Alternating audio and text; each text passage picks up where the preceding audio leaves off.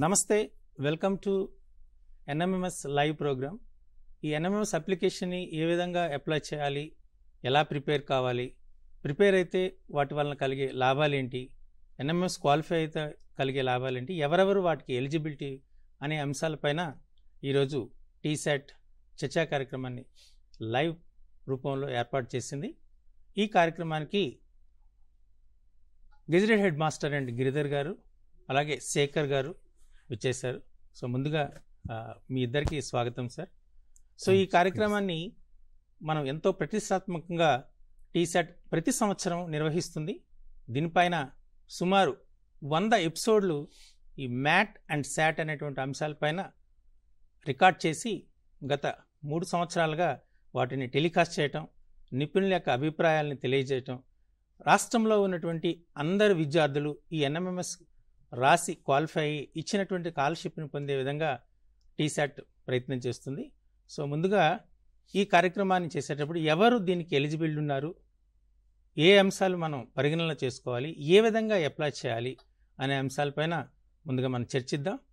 శేఖర్ గారు, సో ఈ ఎగ్జామినేషన్ రాయాలంటే ఏ విద్యార్థులు ఎలిజిబిలిటీ ఉంటారు, ఎవరెవరు ఎలా అప్లై చేసుకోవాలో క్లుప్తంగా కాస్త వివరిస్తారా? అందరికీ నమస్కారం.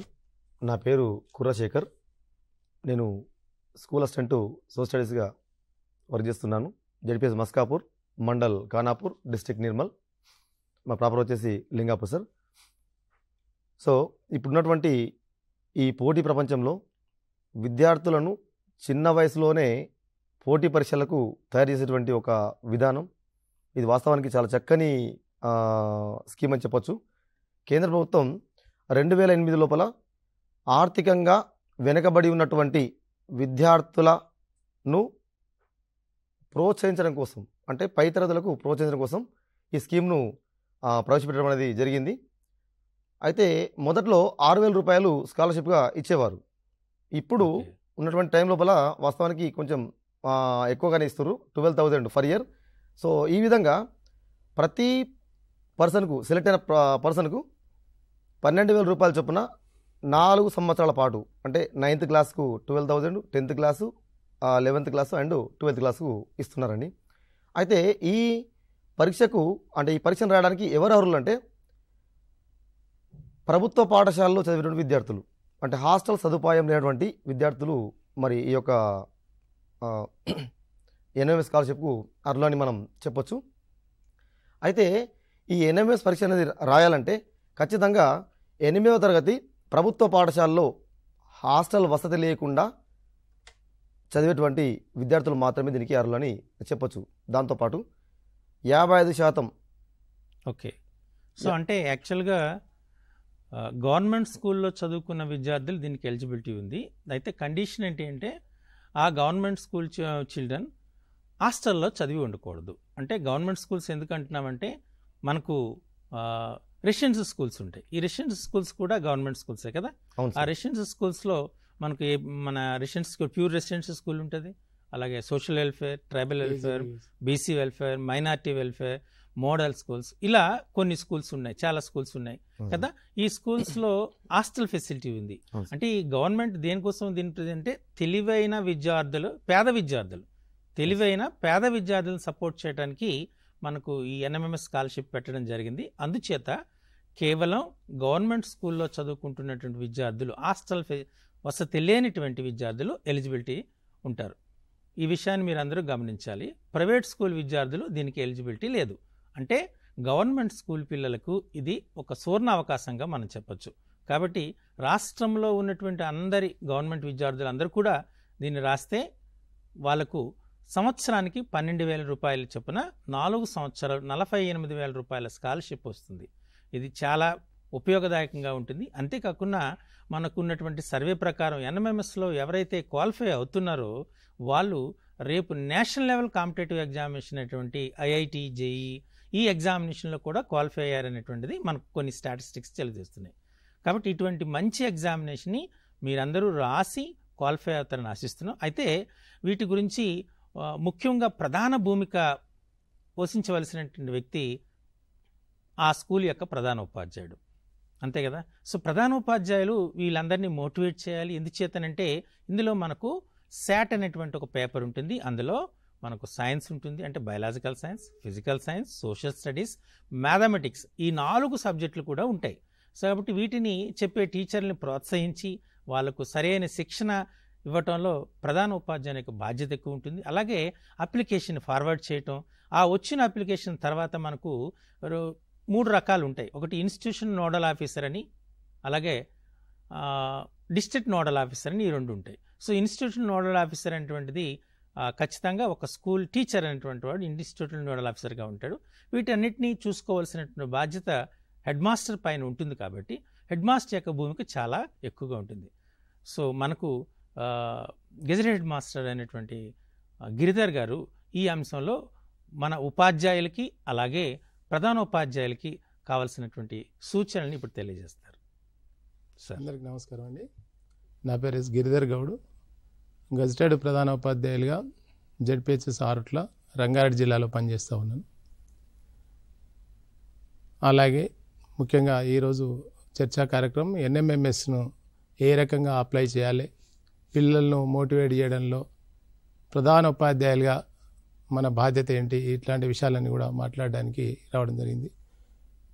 తెలంగాణలో ఉన్నటువంటి 33 జిల్లాల ప్రధాన ఉపాధ్యాయుల మిత్రులందరినీ కోరేది, మన ప్రభుత్వ పాఠశాలలో చదివేటువంటి హాస్టల్లో ఉండేవాళ్ళు కాకుండా రెగ్యులర్గా వచ్చేటువంటి పిల్లలకు ఒక మంచి అవకాశం, చక్కటి అవకాశం.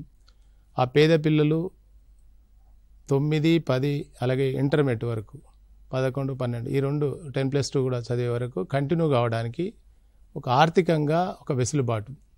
12,000 రూపాయలు అంటే చాలా తక్కువ అమౌంట్ కాదు. ఒక మంచి విద్య కొనసాగించడానికి ఆ 12,000 రూపాయలు అనేది వాళ్ళకు ఆర్థికంగా పనికి వస్తుంది. కాబట్టి మనందరం కూడా ఒక బాధ్యతగా, ఒక సామాజిక బాధ్యతగా గుర్తిరిగి మన పిల్లలను ఎన్ఎంఎంఎస్ ఎగ్జామ్ రాయడానికి మనం ప్రోత్సహిస్తే ఆ పిల్లలు ఖచ్చితంగా రాస్తారు, వాళ్ళు కూడా సక్సెస్ అవుతారు. ముఖ్యంగా ఆ పిల్లలకు కావాల్సినటువంటి సర్టిఫికెట్స్, ఎస్సీ ఎస్టీలు అయితే క్యాస్ట్ సర్టిఫికేట్ కావాలి, అలాగే 3.5 లక్షల లోపల ఆదాయం సర్టిఫికేట్ కావాలి. ఫిజికల్ హ్యాండిక్యాప్డ్ విద్యార్థులైతే వాళ్ళకు సదరం సర్టిఫికేట్ మెడికల్ బోర్డు నుంచి కావాలి. వీటితో పాటు 7వ తరగతిలో ఎస్సీ ఎస్టీలు అయితే, ఫిజికల్ హ్యాండిక్యాప్డ్ పిల్లలు అయితే 50% మార్క్స్ కావాలి. అలాగే మిగతా బీసీ కానీ ఓసీ కానీ పిల్లలు ఉంటే 55% 7th క్లాస్లో మార్క్స్ వస్తే వాళ్ళంతా కూడా ఎలిజిబిలిటీ అవుతారు. వీళ్ళందరినీ కూడా మరి ఎట్లా తయారు చేయడం ఏంటంటే, మన దగ్గర ఉన్నటువంటి ముఖ్యంగా mathematics, physical science teacher, bio science teacher, social studies, వీళ్ళతో పాటు మెంటల్ ఎబిలిటీ చెప్పగలిగినటువంటి మంచి టీచర్స్ ఎవరైనా మన దగ్గర రిసోర్స్ పర్సన్గా పనిచేసిన వాళ్ళు కావచ్చు, లేదా లోకల్, ఇప్పుడు మేమైతే ఆరుట్లలో లోకల్ ఉన్నటువంటి టీచర్స్ని కూడా సపోర్ట్ తీసుకొని, నిరుద్యోగులు ఉంటే అట్లాంటి ఎన్జిఓ వాళ్ళని తీసుకొని మెంటల్ ఎబిలిటీ అట్లాంటివి చెప్పిస్తాం మనం పిల్లలకు. ఎందుకంటే ఎక్కువ మంది సెలెక్ట్ కావడానికి ఒక అవకాశం ఉంటుంది. మన టీచర్స్తో పాటు అట్లా ఎక్కువ మందిని మనం చేయగలిగితే, ఆ పిల్లలకు తర్ఫీ తీయగలిగితే, మా దగ్గర అయితే చాలా ప్రతి సంవత్సరం కనీసం 8 నుంచి 30 మంది వరకు కూడా ఆర్ట్లలో సెలెక్ట్ అయినటువంటి సందర్భం మన దగ్గర జరుగుతూ ఉంది. ముఖ్యంగా మనం ఎంత ఇనిషియేటివ్ తీసుకుంటే ఆ పిల్లలకు అంత అవకాశం. అట్లాగే ఇది ఒక మొదటిగా కాంపిటేటివ్ ఎగ్జామ్లకు, పోటీ పరీక్షలకు ఎలా ప్రిపేర్ కావాలి, ఎట్లా ప్రశ్నలు అడుగుతారు అనేది మన పిల్లలకు ఒక అలవాటుగా వస్తుంది. కాబట్టి ఎన్ఎంఎంఎస్ ఎగ్జామ్ రాయడం వల్ల అది పిల్లలకు రాబోయే కాలంలో వాళ్ళకు జీవితంలో ఎదిగినప్పుడు కెరీర్లో తను గొప్ప వ్యక్తిగా ఎదగడానికి, పోటీ పరీక్షలు రాయడానికి ఇది వారికి ఒక సువర్ణ అవకాశం. పోటీ పరీక్షలకు ఎట్లా సన్నద్ధం కావాలి, ఏ రకమైనటువంటి ప్రశ్నలు వస్తాయి, ఇవన్నీ కూడా వారికి తెలుస్తుంది. కాబట్టి హెడ్ మాస్టర్లు ముఖ్యంగా ఇప్పుడు సెలవులు ఉన్నాయి, అక్టోబర్ 6వ తారీఖు లాస్ట్ డేట్ ఉంది. అందుకని సెలవులలో మనకున్నటువంటి వాట్సాప్ గ్రూపులలో వాళ్ళకు చెప్పి, ఎవరైతే 8th క్లాస్లో బాగా చదవగలిగిన పిల్లలు ఉన్నారో వాళ్ళందరికీ కూడా క్యాస్ట్ సర్టిఫికేటు, ఆదాయం సర్టిఫికేటు, ఇవన్నీ కూడా, అట్లాగే 2 ఫోటోలు, వాళ్ళ అమ్మ పేరు, ఇవన్నీ కూడా తీసుకొని రెడీ పెట్టుకోమని చెప్పాలి. ఎందుకంటే బడి 4th నాడు స్టార్ట్ అవుతుంది, 5 నాడే మళ్ళీ సెలవు ఉంది మనకు. తర్వాత 2 డేసే, 6th అంటే 2 రోజులు మాత్రమే టైం ఉంది.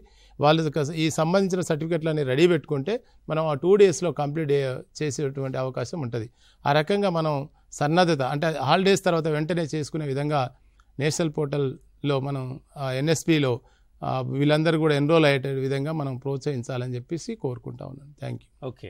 సో యాక్చువల్గా ఈ ఎగ్జామినేషన్కి మనం పెద్ద కష్టంగా పడవలసిన పని లేదు. ఎందుచేత అంటే సార్ చెప్పేటప్పుడు గిరిధర్ సార్ చెప్పేటట్టు లోకల్లో ఉన్నటువంటి ఎవరైతే ఈ కాంపిటేటివ్ ఎగ్జామినేషన్స్ ప్రిపేర్ అవుతున్నారో ఈ మెంటల్ ఎబిలిటీ చెప్పడానికి, ఎందుకంటే మనకు 2 రకాలైనటువంటి ప్రశ్నలు ఉంటాయి.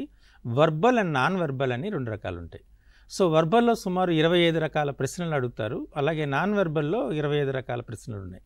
అయితే ఈ 50 రకాల ప్రశ్నలు ఎగ్జామ్లో వస్తాయని కాదు. ఈ 50 రకాల ప్రశ్నల్లో కొన్ని రకాల ప్రశ్నలు పేపర్ సెట్టర్ ఎంచుకొని తయారు చేస్తాడు. కాబట్టి వీటిపైన పూర్తి అవగాహన ఉంటే మెంటల్ ఎబిలిటీ టెస్ట్ సులభంగా స్కోర్ చేసే ఛాన్సెస్ ఉంటాయి. అయితే దీనికోసం మనం చాలా ప్రయత్నం చేసాం. టీశాట్ ముఖ్యంగా ఇప్పుడు ఉన్న ప్రజెంట్ అన్ని ఛానల్స్లో ఏ ఛానల్లో కన్నా మన టీశాట్ ఛానల్లోనే ఈ 50 ఎపిసోడ్లు, అంటే ఒక్కొక్క ఏరియాలో ఒక్కొక్క ఎపిసోడ్ని తయారు చేసి పిల్లలకు ఇవ్వడం జరిగింది. కాబట్టి మన టీశాట్లో ప్రచారం చేయడం జరిగింది.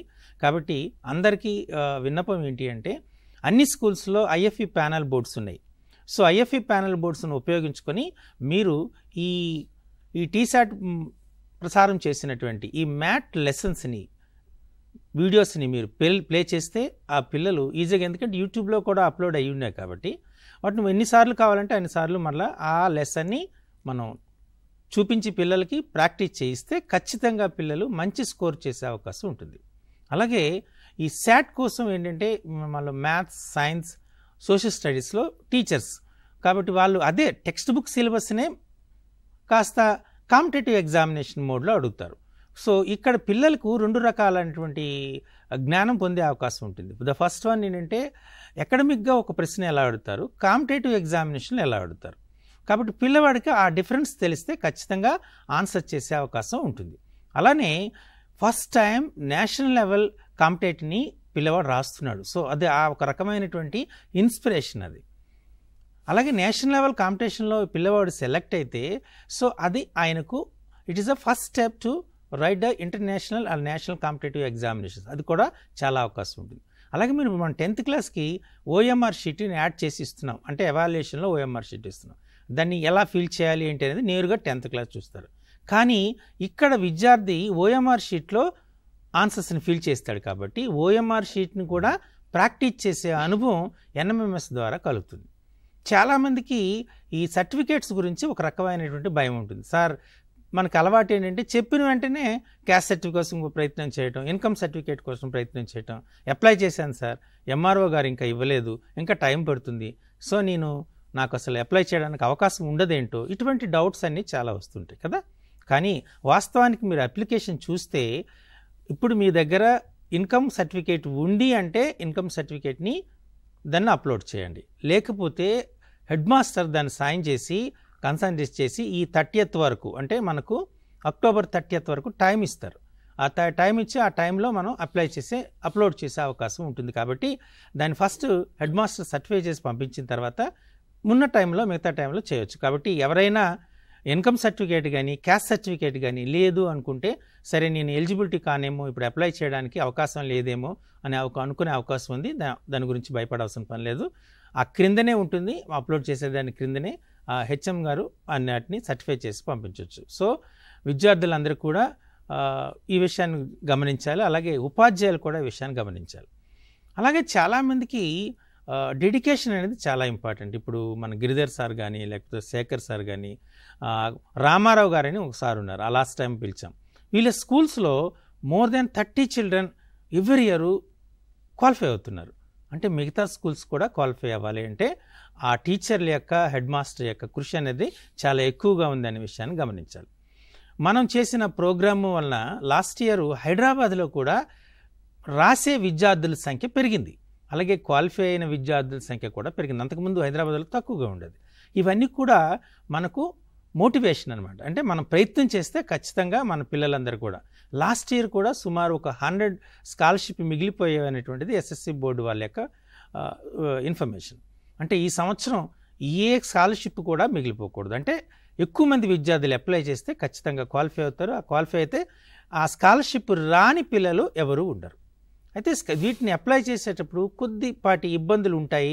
అందుచేత ఎందుకు ఇబ్బంది పడడం, ఎవ్రీ ఇయర్ దాన్ని రెన్యువల్ చేయాలి, ఇటువంటి ఇబ్బందులన్నీ కూడా ఉంటుండండి అని చెప్తుంటారు. సో వాటిని ఎలా అధిగమిస్తే పిల్లలకు అలాగే టీచర్లకు సులభతరంగా ఉంటుందో శేఖర్ గారు కాస్త వివరిస్తారా? సార్ వాస్తవానికి ఎన్ఎంఎంఎస్ అనేది మన పాఠశాల పరిధికి సంబంధించిన అంశం వాస్తవానికి. ఓకే. అయితే ఇక్కడ మనం ఒక విషయాన్ని గమనించాలి సార్. 8th క్లాస్ లోపలనే పిల్లాన్ని మనం కొంచెం మెల్లగా బ్రషప్ చేయడం అనేది స్టార్ట్ చేస్తే, సో ఆ పిల్లాడు 9th వచ్చేసరికి 10th వచ్చేసరికి సో మెల్లిమెల్లిగా పిల్లవాడు మన గ్రిప్పులో ఉండిపోతాడు. ప్లస్ ఇంకొకటి ఏంటంటే మొక్కై వంగంది మానే వంగున, చిన్న స్థాయి లోపలనే పిల్లవానికి పోటీ ప్రపంచం అనేది మనం పరిచయం చేస్తే ఆటోమేటిక్గా అసలు పిల్లవాడు ఒక సరైన క్రమం లోపల సరైన క్రమశిక్షణతో చదవడం అనేది నేర్చుకోవడం. ఎన్ఎంఎస్ వల్ల చాలా లాభాలు ఉన్నాయి సార్ ఉండడం. అంటే పిల్లవానికి చదవడం అనేది అలవాటు పడుతుంది. దాంతోపాటు ఆ పిల్లవానికి వాస్తవానికి స్కాలర్షిప్కి ఎంపిక అయితే తల్లిదండ్రులపైన భారం అనేది తగ్గడం, ఇటువంటి చాలా లాభాలు ఉన్నాయి సార్. అంటే ఫర్ ఎగ్జాంపుల్ సార్, ఇంతకుముందు సార్ నేను పనిచేసినటువంటి కిస్టాపూర్ మంచిర్యాల డిస్టిక్లో ఉంటుంది. సో ఆ స్కూల్ నుంచి సార్ ఇప్పటివరకు దాదాపు 200కు పైగా పిల్లలు సెలెక్ట్ అవ్వడం అనేది జరిగింది. Very good. అందులో సార్ దాదాపు సార్ ఒక 15 మంది పిల్లలు సార్ ఇప్పుడు ఎంబీబీఎస్ చేయడం, ఎంబీబీఎస్కు సెలెక్ట్ అయ్యారు. దాంతోపాటు సార్ ఐఐటీలో చేయడం, ఎన్ఐటీలో చేస్తున్నారు. అంటే ఇది చాలా గర్వంగా అనిపిస్తుంది సార్. మొన్న సార్ రీసెంట్గా ఒక అబ్బాయి నాకు ఫోన్ చేశాడు చేయడం, లాకావత్ వికాస్ అని చెప్పేసి. పిల్లవాడు ఎన్ఎంఎంఎస్ రాసేటువంటి టైం లోపల కొంచెం పిల్లవాని లెవెల్స్ కొంచెం తక్కువ ఉండేటివి. తర్వాత 8th క్లాస్కి వచ్చేసరికల్లా మెల్లిమెల్లిగా ఇంప్రూవ్ అయ్యాడు. రీసెంట్గా ఫోన్ చేసి ఏమంటారంటే, సార్ నేను ఆర్మీలో సార్ జాబ్ సంపాదించుకున్నా సార్, ఆ రోజు మీరు మెడల్ పెట్టి చెప్పారు కదా, సో అది నాకు చాలా ఉపయోగపడ్డది. చదివేటువంటి విధానం ఏందని నాకు ఏర్పడ్డది. దాంతోపాటు క్రమశిక్షణగా సార్ నేను కష్టపడ్డా. అంటే ఈ విధంగా అనమాట. అంటే ఒక డిసిప్లిన్ అనేది పిల్లలకు అలవాటు అనేది అవుతుంది సార్. దీనికి మనం చేయాల్సింది కేవలం సార్ కొంచెం సార్, అంటే జస్ట్ స్విచ్ అంటే బటన్ను ఆన్ చేయడం అంతే. అంటే కొంచెం సార్ జస్ట్ అంతే. అంటే మనం చేసే చిన్న సహాయమే. కాకపోతే సార్ ఈ చిన్న సహాయం అని అనుకుంటాం, కాకపోతే తెలంగాణ వ్యాప్తంగా సార్, రాష్ట్ర వ్యాప్తంగా అనేక మంది విద్యార్థుల యొక్క జీవితాల లోపల సార్ వెలుగులు నింపడానికి సెలవులను సైతం, అంటే దసరా సెలవులు కావచ్చు, లేదంటే సార్ హాలిడేస్ కావచ్చు, లేదంటే సార్ బిఫోర్ వర్కింగ్ అవర్స్ కావచ్చు, లేదంటే ఆఫ్టర్ వర్కింగ్ అవర్స్ కావచ్చు, సార్ కష్టపడుతున్నటువంటి సార్ నా ఎన్ఎంఎంఎస్ ఉపాధ్యాయ బాంధవులకు వాళ్ళు వాస్తవానికి వాళ్ళ యొక్క కుటుంబాలను వాళ్ళ పిల్లలను త్యాగం చేసి కూడా వాళ్ళ సమయాన్ని ఈ పిల్లల కోసం వెచ్చిస్తున్నారు సార్. చాలామంది చాలా సార్ ఆదర్శనీయులు. వారందరికీ కూడా సార్ నమస్కారాలు తెలియజేస్తూ సార్ యాక్చువల్గా ఇది యూత్ ఫర్ సేవ అనేటువంటిది, టీచ్ ఇండియా, ఈ 2 ఆర్గనైజేషన్స్ కూడా ఈ ఎన్ఎంఎంఎస్ కోచింగ్కి ట్రై చేస్తున్నాయి. బుక్స్ కూడా మార్కెట్లో దొరికేటటువంటి బుక్స్ను కూడా ఫ్రీగా స్కూల్స్కి అందజేస్తున్నాయి. సో వాటిని కూడా మీరు వినియోగించుకోండి. అలాగే ఉన్న రిసోర్సెస్ని వాడుకోవటం అనేటువంటిది చాలా మంచిది. మన టీచర్స్ కూడా మన దగ్గర ఉన్నటువంటి ప్రజెంట్ రీసెంట్గా వస్తున్న టీచర్స్ అంతా కూడా ఈ డిఫరెంట్ కాంపిటేటివ్ ఎగ్జామ్స్ రాసి వచ్చిన వాళ్ళే కాబట్టి వాళ్ళకి ఈ మెంటల్ ఎబిలిటీ అనేది సులభంగా తెలుస్తుంది. వాళ్ళకి క్వాంటిటేటివ్ యాప్టిట్యూడ్ అంటారు దాన్ని. సో మ్యాక్సిమం అది ప్రాక్టీస్ చేసే వచ్చి ఉంటారు కాబట్టి వాళ్ళు చెప్పడానికి కూడా ఆస్కారం ఎక్కువగా ఉంటుంది. అలాగే చాలామంది ఉపాధ్యాయులు తాను నేర్చుకుని కూడా చెప్తున్నారు. సో దట్స్ మనం మెచ్చుకోవాల్సిన అంశం. సో ఇవందరూ కూడా కలిస్తే ఈ సంవత్సరం ఏ ఒక్క స్కాలర్షిప్ మిగలకన్నా అందరూ కూడా క్వాలిఫై అయ్యే అవకాశం ఉంటుంది. అయితే ఇందులో ముఖ్యంగా మనం గమనించవలసిన విషయం ఏంటంటే, విద్యార్థి ఈ 4 సంవత్సరాలు గవర్నమెంట్ స్కూల్లోనే చదవవలసి ఉంటుంది. అంటే మనం 8th పాస్ అయ్యాడు కదా, స్కాలర్షిప్ వచ్చింది కదా అని 9th వేరే స్కూల్కి వెళ్తే ఆయనకు ఆ స్కాలర్షిప్ రాదు. ఖచ్చితంగా గవర్నమెంట్ స్కూల్ అండి. ఆ స్కూల్ మారచ్చు, అంటే సందర్భాన్ని బట్టి, లేదా అవకాశం లేక వాళ్ళ కుటుంబం వేరే దగ్గరికి వెళ్ళి ఉండొచ్చు. ఇటువంటి సందర్భాల్లో 8th స్కాలర్షిప్ వచ్చిన తర్వాత 9th క్లాస్ 10th క్లాస్కి వేరే స్కూల్కి మారి ఉండొచ్చు. కానీ ఆ స్కూలు ఖచ్చితంగా గవర్నమెంట్ స్కూల్ అయి ఉండాలి. This is very important. అంటే మనం గవర్నమెంట్ స్కూల్లోని చదివితేనే స్కాలర్షిప్ రెన్యువల్ అవుతుంది, లేకపోతే కాదు. ఆల్రెడీ మనం చెప్తున్నాం, గవర్నమెంట్ స్కూల్లో చదువుకుంటున్నటువంటి తెలివైన పేద విద్యార్థులకు అందజేసే స్కాలర్షిప్ ఎన్ఎంఎంఎస్. కాబట్టి దాన్ని మీరు చాలా జాగ్రత్తగా ఉండాలి. అంటే మనం 8th క్లాస్లో రాసి క్వాలిఫై అయిన తర్వాత కొద్దిమంది ప్రైవేట్ స్కూల్స్కి షిఫ్ట్ అయ్యే ఛాన్సెస్ ఉంటాయి కదా, అటువంటి వాళ్ళకి స్కాలర్షిప్ రాదు. అలానే హెడ్ మాస్టర్స్కి ఇక్కడ చాలా బాధ్యత ఉంటుంది. ఎవ్రీ ఇయర్ ఆ స్కాలర్షిప్ని రెన్యువల్ చేసేటట్టు అప్రూవల్ చేయాలి. So as a institute nodal ఆఫీసర్గా దాన్ని అప్రూవల్ చేయాలి రెన్యువల్ చేసేటప్పుడు. దీని మీద కేర్ తీసుకోవాలి. ఎందుకంటే ఇంత కష్టపడిన విద్యార్థులు నెక్స్ట్ ఇయర్ 9th 10thలో వాళ్ళకి రాకపోతే బాధపడతారు కదా. సో ఈ సందర్భంలో హెడ్ మాస్టర్లకి గిరిధర్ గారు మీరిచ్చే సూచనలు, సలహాలు ఏంటి? మిత్రుల మనకు 8th క్లాస్లో పిల్లలు స్కాలర్షిప్లో సెలెక్ట్ అయ్యి వాళ్ళు క్వాలిఫై అయితే వాళ్ళకి స్కాలర్షిప్ 4 years వస్తుంది. ఎస్. ఇప్పుడు ఈ సంవత్సరం వచ్చింది కదా అని నెక్స్ట్ ఇయర్ మనం రెన్యువల్ చేయకపోతే అది కంటిన్యూ కాదు. ఇంతకుముందు సార్ చెప్పినట్లు ఓకే. గవర్నమెంట్ ఇన్స్టిట్యూషన్లో చదువుతుండాలి, ఇంటర్మీడియట్ కూడా సార్ గవర్నమెంట్ జూనియర్ కాలేజీలో చదివితేనే అది వాళ్ళకు పిల్లలకు వస్తుంది. ఒక్క నిమిషం సార్, ఇప్పుడు కాల్ వస్తుంది. దాదాపు మాకు ఇక్కడ కిష్టాపూర్ పాఠశాల జనారం కూడా దగ్గర, తర్వాత ఇక్కడ మా మస్కాపూర్ పాఠశాల కూడా కురశేఖర్ సార్ పనిచేస్తున్నాడు కూడా. అవును. సార్ కి ప్రత్యేక అభినందనలు తెలుపుతూ ముఖ్యంగా టీచార్ట్ వారికి కూడా ప్రత్యేక అభినందనలు తెలుపుతూ సార్ ఒకటి మీకు ఏంటంటే సార్ ఏ విధంగా టైం షెడ్యూల్ చేస్తారు, ఏ విధంగా అప్లై చేపించడం కూడా, ప్రిపేర్ చేపించడం కూడా, స్కూల్లో ఇప్పుడు దాదాపు ఒక్కొక్క సంవత్సరంలో 20-30 మంది పిల్లలకు కూడా వస్తుంది కదా, అవును. ఏ విధంగా సార్ వాళ్ళు కార్యాచరణ రూపెడిస్తారు, ఏ విధంగా అప్లై చేపిస్తారు, ఏ విధంగా దానికి షెడ్యూల్ మార్నింగ్ నుంచి ఈవినింగ్ ఈ విధంగా దాని గురించి తెలిపితే ఒక పేరెంట్ కూడా మాకు కూడా బాగుంటాయని. ఖచ్చితంగా అండి. యాక్చువల్గా మన శేఖర్ గారిని, గిరిధర్ గారిని పిలిపించడానికి, ఆహ్వానించడానికి ముఖ్య కారణం అదే. వాళ్ళ ప్లాన్ ఆఫ్ యాక్షన్ ఏంటి, ఎలా చేస్తే విద్యార్థులు సక్సెస్ అవుతారు, అది ఉపాధ్యాయులకు కూడా మోటివేట్ అవుతుంది, అలాగే ప్రధాన ఉపాధ్యాయులకు మోటివేట్ అవుతుంది అనే దృష్టితో వీళ్ళిద్దరిని ఇక్కడ టీశాట్కి ఆహ్వానించడం జరిగింది. సో ఖచ్చితంగా మీరు అడిగిన దాన్ని ఇంప్లిమెంట్ చేస్తాం. ఇర్ఫాన్ గారు అడిగినట్లు ముఖ్యంగా మనం ఏంటంటే ప్రధాన ఉపాధ్యాయులుగా ఎవరైతే నిజంగా సామాజికంగా కొంత బాధ్యతగా పనిచేసేటువంటి ఉపాధ్యాయులు ఉన్నారో పాఠశాల, అట్లాంటి వాళ్ళని గుర్తించి వాళ్ళు సండే కూడా వచ్చి చెప్పడానికి సిద్ధంగా ఉంటారు. మా దగ్గర అయితే ఆరుట్లలో అట్లా సండే కూడా వచ్చి చెప్పినటువంటి టీచర్స్ మా దగ్గర ఉన్నారు. అట్లాగే ఉదయం 8 o'clock నుంచి మనం 9 o'clock వరకు కూడా మార్నింగ్ కూడా సెషన్ తీసుకుని ఎవరైతే అట్లా మార్నింగ్ వస్తారో వాళ్ళకు ఆ ఈవినింగ్ సమయంలో 1 hour ముందరనే వదిలి వెళ్ళిపోయేటట్లుగా, ఎందుకంటే వారు పొద్దునే 7:30కే వస్తారు కాబట్టి ఉదయం మార్నింగ్ 1 hour అట్లా తీసుకునే వాళ్ళు. అట్లాగే ఎప్పుడు వాళ్ళకి హాలిడే దొరికినా ఎవరైనా ఎన్జిఓలు కానీ ఊర్లో కొంత సామాజిక బాధ్యతగా ఉన్నటువంటి యూత్ ఉంటారు, వాళ్ళతో కూడా మనం సెలవులలో చెప్పించి మా దగ్గర ఎక్కువ మంది సెలెక్ట్ కావడానికి అట్లా కూడా మనం చేస్తూ ఉన్నాం కార్యాచరణ. అట్లాగే వాళ్ళకి కావాల్సిన మెటీరియల్ అంతా కూడా, మెంటల్ ఎబిలిటీకి సంబంధించినటువంటి మెటీరియల్ అంతా కూడా మేమే తెప్పిస్తున్నాం. ఆ మెంటల్ ఎబిలిటీ టెస్ట్ తెప్పించి ఆ పిల్లలకు ప్రాక్టీస్ చేయించడం, అది నిజంగా చాలా పిల్లలు కూడా ఎంతో ఉత్సాహంగా అట్లాంటి కొత్త కొత్త విషయాలు జేఈకే వాళ్ళు చదువుకున్న అంశాలతో maths, physical science, bio science, సోషల్తో పాటు ఇతర మెంటల్ ఎబిలిటీ కూడా చెప్పడం వల్ల వాళ్ళకి నిజంగా మేము ఇంకా ఎక్కువ లెర్నింగ్, ఇంకా ఎక్కువ మా నాలెడ్జ్ పెరుగుతుందని ఇంట్రెస్ట్గా వచ్చేటువంటి ముఖ్యంగా అమ్మాయిలు చాలామంది ఎక్కువ మంది రాస్తా ఉన్నారు. ఓకే, సో కంటిన్యూ చేసే ముందు ఇంకొక కాల్ వచ్చింది, దాన్ని రెస్పాండ్ అయిన తర్వాత మనం ఈ చర్చను స్టార్ట్ చేద్దాం. సో గుడ్ మార్నింగ్ అండి, ఎవరు మాట్లాడుతున్నారు, ఎక్కడి నుండి మాట్లాడుతున్నారు, వివరాలు తెలియజేయండి ప్లీజ్. నమస్కారం సార్, నా పేరు Rajalingam sir, Nirmal district sir.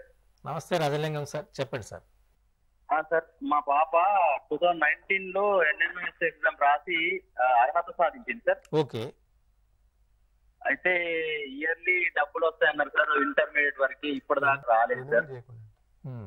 Sir యాక్చువల్గా అది వచ్చిన వెంటనే దాన్ని మనం ఎన్ఎస్పి పోర్టల్లో దాన్ని అప్లై చేయాలి, దాన్ని అంటే చేసేదానికి సబ్మిట్ చేయాలి. సబ్మిట్ చేసేటప్పుడు ఆల్రెడీ ఇంతకుముందు నేను చెప్పేటప్పుడు ఇన్స్టిట్యూషనల్ నోడల్ ఆఫీసర్ దాన్ని అప్రూవల్ చేయాలి, డిస్ట్రిక్ట్ నోడల్ ఆఫీసర్ దాన్ని ఫైనలైజ్ చేస్తే ఆ అకౌంట్కి క్రెడిట్ అవుతుంది సార్. దీన్ని ఒకసారి మీరు ఏ స్కూల్లో చదువుకున్నారో వాళ్ళ హెచ్ఎం ద్వారా ఎస్ఎస్సి బోర్డుకి ఆ ఇన్ఫర్మేషన్ ఇవ్వండి. ఆ ఎస్ఎస్సి బోర్డు వాళ్ళు రెస్పాండ్ అవుతారు, ఖచ్చితంగా మీ అమ్మాయికి వచ్చే అవకాశం ఉంటుంది సార్.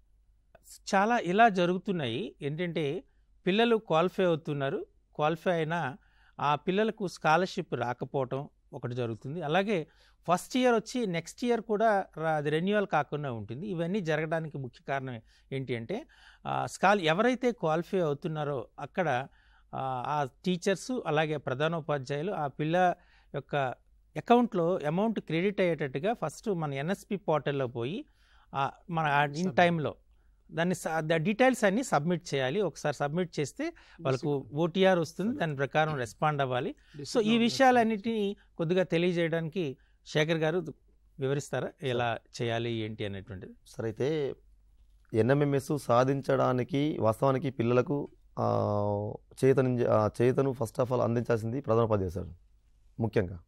అయితే ఇక్కడ ప్రధానోపాధ్యాయులు ఎంతైతే ముఖ్య పాత్ర పోషిస్తారో అక్కడటువంటి ఉపాధ్యాయులు కూడా అదే విధమైనటువంటి పాత్రను పోషించాలి. ఇప్పుడు సార్ బిఫోర్ అవర్స్ కానీ సార్ ఇప్పుడు ఇర్ఫాన్ గారు అడిగినట్టు సార్ బిఫోర్ అవర్స్ కానీ వర్కింగ్ అవర్స్ కానీ ఆఫ్టర్ అవర్స్ కానీ హాలిడేస్ కానీ సార్ మా మస్కాపూర్ స్కూల్ సార్ మస్కాపూర్ స్కూల్లో సార్ 830 స్ట్రెంత్ సార్ ఇప్పుడు okay 830 strength sir total English medium school sir. అయితే అక్కడ ఉన్నటువంటి వీడీసీ వాళ్ళ సహకారం చాలా గొప్ప సార్. అక్కడ వాస్తవానికి మాకున్నటువంటి టీచర్ల సంఖ్య కేవలం అంటే మొన్న టీఆర్టీ లోపల డిఎస్సి 2024లో రాకముందు కేవలం 8 మెంబర్స్ అంతే. ఓకే తర్వాత సార్ మా డిఓ గారు ఇనిషియేట్ తీసుకొని సో మొత్తం సార్ ఒక 7 పోస్టులు మంజూరు చేశారు చేయడం. సో అప్పటి వరకు కూడా సార్ అంటే అప్పటి నుంచి ఇప్పటి వరకు కూడా సార్ 15 మంది వివీలను వాళ్ళే వీడీస్ నుంచి డబ్బులు పోగు చేసుకొని మొత్తానికి వాళ్ళే ఇవ్వడం అనేది చాలా శుభసూచకం. సో వాళ్ళ యొక్క సహకారంతో సార్ ఈరోజు 830 స్ట్రెంత్ అయింది సార్ అవడం. అయితే సార్ సార్ జూన్ నుండి ఇప్పటివరకు సార్ ఒక మధ్యలో సార్ ఒక 2 days మాత్రమే సార్ మనకు వర్షాకాలం హాలిడేస్ ఇచ్చారు ఇవ్వడం కలెక్టర్ గారు. సో ఆ 2 రోజులు తప్ప సార్ ఇప్పటి వరకు ఏ పండుగ రోజు కూడా పాఠశాల అనేది ఖాళీ లేదు. ఈరోజు సార్ వర్షం అక్కడ పడుతుంది కాబట్టి ఈరోజు పిల్లలకు సెలవును ప్రకటించడం అంటే తల్లిదండ్రులు ఆ విధంగా ఇష్టపడుతున్నారు దీన్ని. 80% దాన్ని చాలా ఇష్టపడుతున్నారు. దీనికి సార్ దీనికి ప్రతిఫలమే సార్ ఈ సంవత్సరం సార్ 12 మంది సార్ సెలెక్ట్ అయ్యారు ట్రిపుల్-ఐటీకి. ఒక 7 సార్ డిఆర్డిఏకు సెలెక్ట్ అయ్యారు అంటే ఉచిత ఇంటర్మీడియట్ విద్యకు. అంటే ఇట్లా సార్ చెప్తూ పోతే సార్ చాలా అంటే చాలా ఉండడం. అయితే ఇక్కడ ఎన్ఎస్పీ సార్ ఇప్పుడు రాజారెడ్డి గారు అడిగినట్టు వాస్తవానికి ఎన్ఎంఎంఎస్ రాగానే అంటే పని అయిపోయింది అని అనుకోవడానికి లేదు. ఒకప్పుడు మాన్యువల్గా రాసి పంపించేది డిఓ ఆఫీసులకు. కానీ ఇప్పుడు నవేడేస్ లోపల ఏమైందంటే సార్ మొత్తం అంతా సార్ ఇది డిజిటలైజ్ అయిపోయింది. ఎన్ఎస్పీ పోర్టల్ లోపల నేషనల్ స్కాలర్షిప్ పోర్టల్ లోపల కంపల్సరీ మనం చేసుకోవాలి. అయితే దాని పట్ల కూడా కొంతవరకు వాస్తవానికి ల్యాక్ ఆఫ్ నాలెడ్జ్ వాస్తవానికి కొంతవరకు అవేర్నెస్ అనేది లేదు. లేకపోవడం వల్ల అంటే చిన్న చిన్న సంఘటనలు ఇటువంటివి జరుగుతుంటాయి జరగడం. ప్లస్ మళ్ళీ ఇంకొక విషయం ఏమవుతుందంటే ఎన్ఎస్పి పోర్టల్ లోపల అప్లోడ్ చేసేటప్పుడు అంటే దానికి ప్రతి స్కూల్ కూడా ఒక ఐఎన్ఓ ఇన్స్టిట్యూట్ నోడల్ ఆఫీసర్ అనేటువంటి క్యారెక్టర్ సార్. నేను మా మస్కాపూర్ స్కూల్కు సార్ నేను ఇన్స్టిట్యూట్ నోడల్ ఆఫీసర్ సార్. అంటే సార్ మా కిస్టాపూర్ నుండి ఇక్కడ వరకు సార్ నేనే చూస్తాను చూడడం సార్. అంటే ఇంకా మా జిల్లాలో కానీ మంచిర్యాల కానీ సో మన వివిధ జిల్లాలో కానీ ఏమైనా ప్రాబ్లమ్స్ వస్తే కూడా సార్ నాకు ఫోన్ చేస్తుంటారు చేయడం. ఎందుకంటే సార్ కొన్ని ప్రాబ్లమ్స్ ఫేస్ చేస్తాం కాబట్టి కొంత ఎక్కువ కాలం నుంచి పనిచేస్తున్నాం కాబట్టి కొంతవరకు తెలుసు. అయితే సార్ ఇక్కడ ఏమవుతుందంటే మనకు ఫస్ట్ ఆఫ్ ఆల్ ఇది ఆధార్ కార్డులో ఉన్నట్టుగానే వాస్తవానికి అందులో మనం ఫస్టే అంటే ఎన్ఎంఎంఎస్ అప్లికేషన్ లోపల ఆధార్ కార్డులో ఉన్నట్టుగానే మనం స్పెల్లింగ్ మిస్టేక్ అంటే సింగిల్ స్పెల్లింగ్ మిస్టేక్ కూడా ఉండదు, స్పేస్ కూడా ఉండదు. అంటే స్టూడెంట్ నేమ్ కానీ దాంతోపాటు ఫాదర్ నేమ్ కానీ దాంతోపాటు డేట్ ఆఫ్ బర్త్ కానీ ఈ మూడిట్లో ఏ మాత్రం కూడా మిస్టేక్ లేకుండా ఖచ్చితంగా కరెక్ట్గా ఇప్పుడే అంటే ఫస్ట్ ఎన్ఎంఎస్కి అప్లై చేసేటప్పుడే ఇవన్నీ కరెక్ట్ చూసుకొని అప్లై చేసుకోవాలి. అయ్యా మీరు శేఖర్ గారు మీరు చెప్పేటట్టు యాక్చువల్గా ఇంతక మిస్ అయింది లేదా రాలేదు అంటే దానికి ఒక ప్రధానమైన కారణం కూడా ఉండుండొచ్చు. ఎలా అంటే సార్ బోనఫైడ్ సర్టిఫికేట్ అంటే మన స్కూల్ నుండి ఇచ్చిన బోనఫైడ్ సర్టిఫికేట్లో ఉన్నటువంటి నేము డీటెయిల్స్ డేట్ ఆఫ్ బర్త్, అలాగే ఆధార్ కార్డులో ఉన్నటువంటి నేము డేట్ ఆఫ్ బర్త్, అలానే క్యాస్ట్ సర్టిఫికేట్లో ఉన్నటువంటి నేము డేట్ ఆఫ్ బర్త్ అన్ని విత్ స్పెల్లింగ్తో సహా ఎగ్జాక్ట్గా ఉండాలి. అలానే మీరు ఏదైతే అప్లోడ్ చేశారో బ్యాంక్ అకౌంట్లో ఉన్న మీ నేమ్ కూడా అంటే ఈ 4 కూడా సేమ్ నేమ్ ఉండాలి.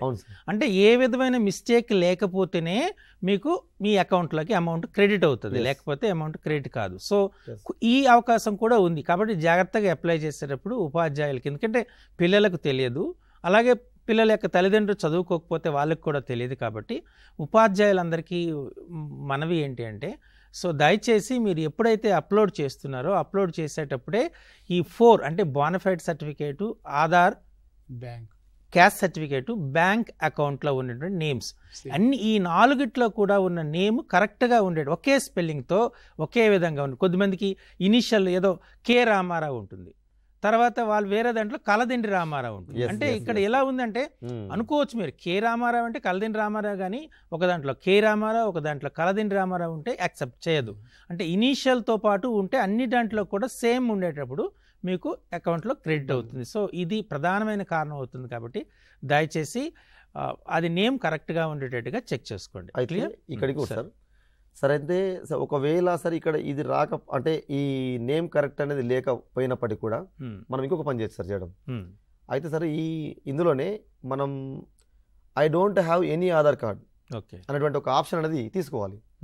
So I don't have any Aadhaar card అనే ఆప్షన్ తీసుకున్నప్పుడు అప్పుడు ఏమవుతుంది అని అంటే కింద వచ్చేసి తెరవడం father Aadhaar card, mother Aadhaar card and Guardian Aadhaar card అని చెప్పి. ఓకే. సో దానిలో ఫాదర్ కానీ మదర్ కానీ ఆధార్ కార్డు తీసుకొని సో వాళ్ళ ఆధార్ కార్డ్ త్రోలో కూడా వెళ్ళాలి. ఎందుకంటే సార్ ఎన్ఎస్పి ఈ పేమెంట్ అనేది యాక్చువల్గా ఇప్పుడు సార్ ఆధార్ బేస్డ్ పేమెంట్. అవును, ఆధార్ బేస్డ్ పేమెంట్ అంటే అందులోకి వెళ్ళేటప్పుడు కేవలం ఫాదర్ కానీ మదర్ కానీ ఆధార్ కార్డుతో మాత్రమే ఎంటర్ కావాలి. అవును. తర్వాత మళ్ళీ ఫిలప్ చేసినప్పుడు ఖచ్చితంగా పిల్లల యొక్క వివరాలే మొత్తం పూర్తిగా ఫిలప్ చేయాలి. ఈ విధంగా కూడా కరెక్ట్ మీరు అనేది. ఇంకొకటి కూడా ఏ అకౌంట్ అయితే బ్యాంక్ అకౌంట్ అయితే మీరు అప్లోడ్ చేస్తున్నారో ఆ బ్యాంక్ అకౌంట్ ఆధార్తో లింక్ అయి ఉండాలి. ఖచ్చితంగా ఆధార్తో లింక్ అయితేనే మీకు అకౌంట్లో అమౌంట్ క్రెడిట్ అవుతుంది, లేకపోతే కాదు. సో ఈ విషయంలో కొద్దిగా జాగ్రత్త చూసుకోండి. మనం చేస్తున్నప్పుడే అప్లోడ్ చేస్తున్నప్పుడు అది అడుగుతుంది. సో ఆధార్తో లింక్ వెరిఫైడ్ ఆర్ నాట్ అని అడుగుతుంది. సో అప్పుడు కాబట్టి వెరిఫై అయితేనే మీకు వస్తుంది. కాబట్టి ఈ విషయాల్లో కూడా కేర్ తీసుకోవాలి. అసలు ఈ కార్యక్రమం ప్రత్యేకంగా పెట్టడానికి కారణం ఇదే. అంటే ఇందులో ఏ ఇబ్బందులు ఉన్నాయి, ఆ ఇబ్బందుల్ని మీరు ఎలా ఓవర్కమ్ చేస్తే మీకు ఎటువంటి ఇబ్బంది లేకుండా మీరు స్కాలర్షిప్ పొందే అవకాశం ఉంటుంది ఇందులో. అంతేకాకుండా మనం టీసాట్ యాప్ అనేటువంటిది ఒకటి ఉంది, మీకు అందరికీ తెలిసినటువంటి చాలా చిరపరిచితమైనటువంటి యాప్. అది టీసాట్ యాప్లో ఈ ఎన్ఎంఎంఎస్కి సంబంధించినటువంటి అన్ని వీడియోస్ 100 వీడియోస్ ఉన్నాయి. సో మీరు టీసాట్ యాప్లో వెళ్ళి ఆ వీడియోస్ చూడండి, ప్రాక్టీస్ చేయండి, మీకు చాలా ఉపయోగం ఉంటుంది. అయితే సార్ ఇప్పుడు ఏమవుతుంది అని అంటే సార్ ఒకవేళ సార్ అన్ని వివరాలు కరెక్టే ఉన్నాయి, అప్లై చేసుకుంటున్నాం, అప్లై చేసుకున్నప్పటికీ కూడా డబ్బులు పడట్లేదు. దానికి కారణం ఏంటంటే ఆధార్ బ్యాంకుతో అంటే ఆధార్ కార్డుతోని మన బ్యాంక్ అకౌంట్ లింక్ కాకపోవడం. అది ఖచ్చితంగా. అయితే బ్యాంకు వెళితే బ్యాంక్ వాళ్ళు ఏమని చెప్తున్నారు, నువ్వు మైనర్ కాబట్టి నువ్వు కంపల్సరీ నీకు ఒకటి ఇది పాన్ కార్డు కావాలంటారు. చిన్నపిల్లలకు పాన్ కార్డు రాదు కదా సార్. అవును. కాబట్టి నా ఒకటి సలహా సార్, ఎవరికైతే ఎన్ఎంఎంఎస్ స్కాలర్షిప్ అచీవ్ అవుతారో అచీవ్ అయిన తర్వాత వాళ్ళకి కేవలం సార్ పోస్టల్ అకౌంట్ తీయడం. పోస్టల్ అకౌంట్లో సార్ విత్ ఇన్ సెకండ్స్ లోపల పోస్టల్ అకౌంట్ తీయగానే వాళ్ళు ఆధార్ కార్డుతో లింకప్ చేసేయడం. కాబట్టి సార్ ఇబ్బంది ఏం లేదు. కాబట్టి పోస్టల్ అకౌంట్ తీసుకుంటే వాళ్ళ డబ్బులు కరెక్ట్గా సేఫ్గా పడతాయి మేడం. రీసెంట్గా ఇదే విషయాన్ని లాస్ట్ ఇయర్ మనం చర్చా కార్యక్రమంలో వస్తే కన్సర్న్డ్ డిస్ట్రిక్ట్ కలెక్టర్స్ కూడా ఒక రిక్వెస్ట్ చేయడం జరిగింది. అప్పుడు director of government examination Krishnarao గారు ఉన్నారు. కృష్ణారావు గారు ఇదే విషయాన్ని కలెక్టర్స్ తెలియజేస్తే కలెక్టర్స్ ఒక ఆర్డర్ ఇచ్చారు అందరికీ కూడా. బ్యాంక్స్ అన్నిటికీ రిక్వెస్ట్ పెట్టారు, ఈ ఎవరైతే స్టూడెంట్స్ అప్లై చేస్తున్నారో వాళ్ళని ఆధార్తో లింకప్ చేయండి అని చేశారు. చాలా ఫాస్ట్గా లాస్ట్ ఇయర్ అయింది. అందుకే మ్యాక్సిమం పిల్లలకు ఎవరైతే స్కాలర్షిప్ వచ్చిందో అవన్నీ క్రెడిట్ అయినాయి. అయితే ఇంకొన్ని ఉండి ఉండొచ్చు. అంటే చెప్తున్నాగా ఇది ఇందులో సార్ చెప్పేటప్పుడు నాకు ఆధార్ లేదనేటువంటి దాన్ని క్లిక్ చేస్తే ఆటోమేటిక్గా ఫాదర్ మదర్తో లింకప్ అవుతుంది. సో వాళ్ళ అకౌంట్లో కూడా వచ్చే అవకాశం ఉంటుంది. సో ఈ విషయాలన్నీ కూడా మీకు చెప్పడానికి అంటే ఈరోజు మేమైతే వివరాలు తెలియజేస్తున్నాము. అయితే ఈ విషయాన్ని చెప్పడానికి ప్రతి డిస్ట్రిక్ట్కి ఒక నోడల్ ఆఫీసర్ ఉంటారు. ఆ నోడల్ ఆఫీసర్ని కాంటాక్ట్ చేయండి. ఆ కన్సర్న్ డిస్ట్రిక్ట్ నోడల్ ఆఫీసర్ని ఉదాహరణకు హైదరాబాద్లో అనిల్ అనే సార్ ఉన్నారు. సో అనిల్ సార్ని కాంటాక్ట్ చేస్తే మీ అప్లికేషన్ని అప్లోడ్ చేయడంలోనూ రేపు రెన్యువల్ చేయడంలోనూ ఏమైనా ఇబ్బందులు ఉంటే ఆయన సపోర్ట్ చేస్తారు. అది అప్లోడ్ అయ్యేటట్టుగా చేస్తారు, అలాగే అప్రూవల్ అయ్యేటట్టు కూడా చేస్తారు. కాబట్టి పిల్లలు అప్లై చేయడానికి ఇబ్బంది పడాల్సిన పని లేదు. అలాగే వచ్చిన తర్వాత రెన్యువల్ చేసుకోవడానికి కూడా ఏ విధమైన ఇబ్బంది పడే అవసరం ఉండదు. ఖచ్చితంగా డిఎన్ఓస్ డిస్ట్రిక్ట్ నోడల్ ఆఫీసర్స్ మీకు సపోర్ట్ చేస్తారు. వాళ్ళని కాంటాక్ట్ కండి. కాంటాక్ట్ అయితే ఖచ్చితంగా అయితే డిఎన్ఓ మీకు కావాలంటే మీ హెడ్ మాస్టర్స్ ఖచ్చితంగా అది తెలుస్తుంది. ఎందుకంటే వాళ్ళు డిస్ట్రిక్ట్ ఎడ్యుకేషన్ ఆఫీసులోనే ఉంటారు కాబట్టి మీ హెడ్ మాస్టర్స్ ఖచ్చితంగా తెలుస్తుంది. వాళ్ళకి కాంటాక్ట్ చేసి తద్వారా మీరు దాన్ని చేయండి. సో ఇప్పుడు మనం ఒకసారి స్క్రీన్ని ఒకసారి చూద్దాం. అంటే అప్లికేషన్ని ఎలా అప్లోడ్ చేయాలి అంటే ఎలా చేయాలనేటువంటిది ఒకసారి స్క్రీన్ని జాగ్రత్తగా పరిశీలించండి. చెప్పండి సార్. మొదట మనం సార్ బీఎస్సీ తెలంగాణ అటువంటి గూగుల్లో సెర్చ్ చేయాలి. సో దాన్ని క్లిక్ చేస్తే సార్ ఒకటి ఆటోమేటిక్గా ఓపెన్ అవుతుంది. సార్ ఈ లెఫ్ట్ సైడ్లో క్విక్ లింక్స్ అనేటువంటి దాంట్లో సార్ అక్కడ ఆన్లైన్ అప్లికేషన్ అటువంటిది ఒకటి ఉంటుంది మేడం. ఇప్పుడు మీరు చూస్తున్నట్టుగా బోర్డ్ ఆఫ్ సెకండరీ ఎడ్యుకేషన్ అనేటువంటి బీఎస్సీ అని ఉంటుంది. So board of secondary BSc Telangana అని మీకు గూగుల్లో బీఎస్సీ తెలంగాణ అని బీఎస్సీ కొట్టగానే మీకు బీఎస్సీ తెలంగాణ, ఎందుకంటే సెర్చ్ ఇంజిన్ కదా దానికి రిలేటివ్గా ఉన్నవి వచ్చేస్తాయి. దాని మీద క్లిక్ చేస్తే ఇలా మీకు స్క్రీన్ ఓపెన్ అవుతుంది. మనకు లెఫ్ట్ హ్యాండ్ సైడ్ ఒక విండో ఓపెన్ అవుతుంది. ఆ విండోలో మీకు అక్కడ రౌండ్ చేసి మనం క్లియర్గా చూపించాం. అందులో క్లియర్గా వస్తుంది ఎన్ఎంఎంఎస్సి ఆన్లైన్ అప్లికేషన్ 2025 అని ఉంటుంది. సో దాని మీద క్లిక్ చేయండి. క్లిక్ చేయాలి. క్లిక్ చేయగానే ఇంకొక పేజ్ ఓపెన్ అవుతుంది. ఓపెన్ కావడం. సో ఓపెన్ కాగానే మన వాళ్ళకు చాలా వరకు కూడా కాస్త ఇబ్బంది ఏమవుతుందంటే సార్ అక్కడ యూడైస్ కోడ్ అనేది మనం ఐడిగా ఉంటుంది మేడం. ఎస్. దాంతో పాస్వర్డ్ అనేసరికల్లా వాళ్ళు ఇంతకుముందు ఉన్నటువంటి పాస్వర్డ్లోకి వెళ్ళిపోవడం. అవును. ఆ పాస్వర్డ్ కూడా యూడైస్ కోడే. అవును. అంటే ఐడి అండ్ పాస్వర్డ్ రెండు కూడా యూడైస్ కోడే. ఇక్కడ మీకు క్లియర్గా ఎప్పుడైతే బిఎస్సి తెలంగాణ దాన్ని ఓపెన్ చేశారో, ఓపెన్ చేసిన వెంటనే మీకు screen open, home screen open అవుతుంది. హోమ్ స్క్రీన్ ఓపెన్ వెంటనే లెఫ్ట్ హ్యాండ్ సైడ్ మీకు ఎన్ఎంఎంఎస్ అప్లికేషన్, ఆన్లైన్ అప్లికేషన్ కనబడుతుంది. దాని మీద క్లిక్ చేసిన వెంటనే మీకు లాగిన్ అనేటువంటి క్రెడెన్షియల్స్ వస్తాయి. ఈ లాగిన్స్ క్రెడెన్షియల్స్లో యూజర్ నేమ్, పాస్వర్డ్ అని రెండు ఉంటాయి. ఆ యూజర్ నేమ్, పాస్వర్డ్ ఒకటే ఉంటుంది. దానికి ప్రత్యేకంగా ఏమవసరం లేదు. ఏ స్కూల్లో అయితే మీరు చదువుతున్నారో ఆ స్కూల్ యొక్క యూడైస్ కోడే యూజర్ నేమ్, పాస్వర్డ్ అవుతుంది. కాబట్టి జస్ట్ మీ స్కూల్ యొక్క యూడైస్ కోడ్ని టైప్ చేస్తే యూ కెన్ లాగిన్ అయ్యే అవకాశం ఉంటుంది. సో మర్చిపోవద్దు, మీ టీచర్లందరికీ మీ స్కూల్ యొక్క యూడైస్ కోడ్ తెలుస్తుంది కాబట్టి టీచర్ సపోర్ట్తోనే అప్లికేషన్ అప్లోడ్ చేస్తారు కాబట్టి ఖచ్చితంగా వాళ్ళు చేస్తారు. దాని గురించి వరి అవసరం లేదు. ఓకే సరిగా అలా వెళ్తుంటే సార్ మన కాళ్ళు ఒక ఫామ్ వస్తారు రావడం, ఏది డిక్లరేషన్ ఫామ్. ఒకవేళ ఇఫ్ మనకు క్యాస్ట్ కానీ ఇన్కమ్ కానీ ఇప్పుడు వెళ్ళేటువంటి పరిస్థితి లేకపోతే సో ఈ అప్లికేషన్ ఈ ఫామ్ అనేది తీసుకొని మన హెచ్ఎం సిగ్నేచరు అండ్ మన పేరెంట్స్ సిగ్నేచర్ తీసుకొని సో దీన్ని క్యాస్ట్ అండ్ ఇన్కమ్ వాటి ప్లేస్ లోపల మనం ఆల్రెడీ అప్లోడ్ కూడా చేయొచ్చు. దీన్ని వాళ్ళు యాక్సెప్ట్ చేస్తారు చేయడం. ఎంతవరకు ఇంతకుముందు మనం చెప్పినట్టు మనకి 4 డాక్యుమెంట్స్ అయితే ఖచ్చితంగా అవసరం. అంటే యాక్చువల్గా 5 అనుకోండి, మీ ఫోటో పాస్పోర్ట్ సైజ్ ఫోటోని కూడా అనుకుంటే 5 అవుతాయి. వీటిని అన్నింటినీ స్కాన్ చేసి మీరు పెట్టుకోవాలి. ఫస్ట్ ఏంటంటే మీ ఫోటో ఒకటి ఉండాలి, దాన్ని స్కాన్ చేసుకు పెట్టుకోవాలి. సెకండ్ది మీ క్యాస్ట్ సర్టిఫికేటు, థర్డ్ది మీ ఇన్కమ్ సర్టిఫికేటు, అంటే మీ ఇన్కమ్ అంటే మీ ఫాదర్ యొక్క ఇన్కమ్ సర్టిఫికేటు, అలాగే బ్యాంక్ అకౌంటు, మీ పేరున ఉన్న బ్యాంక్ అకౌంటు, అలాగే మీ స్కూలు మీరు 7th pass 8th చదువుతున్నట్టుగా bona fide certificate, ఇవి మీరు స్కాన్ చేసి పెట్టుకోవాల్సి ఉంటుంది. అయితే మీకు ఇంతకుముందు చెప్పినట్టు మీరు సడన్గా పిల్లలు క్యాస్ట్ సర్టిఫికేట్ అని ఎన్ఎంఎస్ నోటిఫికేషన్ రాగానే స్టార్ట్ చేస్తారు క్యాస్ట్ సర్టిఫికేట్ తీసుకోవడానికి. కాబట్టి అది డిలే అయ్యే అవకాశం ఉంటుంది. సో ఎంఆర్ ఆఫీస్ చుట్టూ తిరగాలి, ఆ ప్రాసెస్లో మీకు రాకపోవచ్చు. కాబట్టి భయపడవలసిన పని లేదు. ఒకవేళ మీకు ఆ సమయంలో ఎంఆర్ఓ ఆఫీస్ నుండి సర్టిఫికేట్ రాకపోతే ఇక్కడ మీకు చూపించినట్టు proforma for self declaration form for income certificate అని కనబడుతుంది. ఆ ప్రొఫార్మాని తీసుకోండి. ప్రొఫార్మా తీసుకొని జస్ట్ ప్రింట్ తీసుకొని హెడ్ మాస్టర్స్తో సైన్ చేయించండి. అది అథెంటిక్ అవుతుంది. సో మీకు కొంత టైం ఇస్తారు. ఆ టైం తర్వాత మరలా మీరు మీ ఒరిజినల్ ఏదైతే ఉందో దాన్ని సబ్మిట్ చేసుకోవాలి. అయితే ఇక్కడ మనం గమనించాల్సిన విషయం ఏంటంటే సార్, ఇక్కడ ఉన్నటువంటి ఎంబీలు అంటే ఇది ఫోటో తీసుకుంటే వచ్చేటువంటి ఎంబీలు వేరే ఉంటుంది సార్. అవును. దాంతోపాటు సార్ దాన్ని కంపల్సరీ మనం రెడ్యూస్ చేయాలి. అవును. కాబట్టి మొబైల్ లోపల మనం చిన్నగా అంటే మొబైల్లో చేయాలంటే కూడా చేయొచ్చు సార్. చేయడం క్యూ రెడ్యూస్ అనేటువంటి ఒక యాప్ను మనం డౌన్లోడ్ చేసుకొని సో దాని ద్వారా ఎంత సార్ 150 KB టు 1 MB వరకు మనం దాన్ని రెడ్యూస్ చేసుకొని సో సింపుల్గా ఈజీగా అప్లోడ్ చేసుకోవచ్చు. ఏది క్యాస్ట్ కానీ ఇన్కమ్ కానీ. దాంతోపాటు సార్ ఫోటో విత్ సిగ్నేచర్ ఇది 10 KB టు 30 KB వరకు మనం రెడీ చేసుకొని అందులోపల అప్లోడ్ చేసుకోవచ్చు. సో ఇది మోస్ట్లీ యాక్చువల్గా నాకు తెలిసి ప్రజెంట్ ఉన్నటువంటి అందరు ఉపాధ్యాయులకి రీసైజ్ చేయటం మన ఆప్షన్ ఉంది. మన సిస్టంలోనే రీసెర్చ్ చేయొచ్చు. కాబట్టి చేయొచ్చు, దానికి ఇబ్బంది ఏమి ఉండదు. కావాలంటే మనం మీకు ఎంత ఇబ్బంది అంటే మరో ఎప్పుడో ఏదైనా ఒక ఎపిసోడ్ తయారు చేసి దాంట్లో ఎలా రీసెర్చ్ చేయాలో కూడా చూపిస్తాం. కానీ అవసరం లేదు. మనకు తెలిసి అందరి విద్యార్థులకు తెలియకపోవచ్చు, కానీ ఉపాధ్యాయులందరికీ కూడా మనకు రిక్వైర్డ్. ఎందుకంటే మనం చాలా డాక్యుమెంట్స్ మనం చేస్తూ ఉంటాం. ఇంకా ఖచ్చితంగా చెప్పాలంటే మనం పీటీఎం మీటింగ్ కండక్ట్ చేస్తున్నాం, ఆ ఫొటోస్ని అప్లోడ్ చేస్తాం కదా తెలంగాణ యాప్లో. సో ఇవన్నీ చేస్తాం.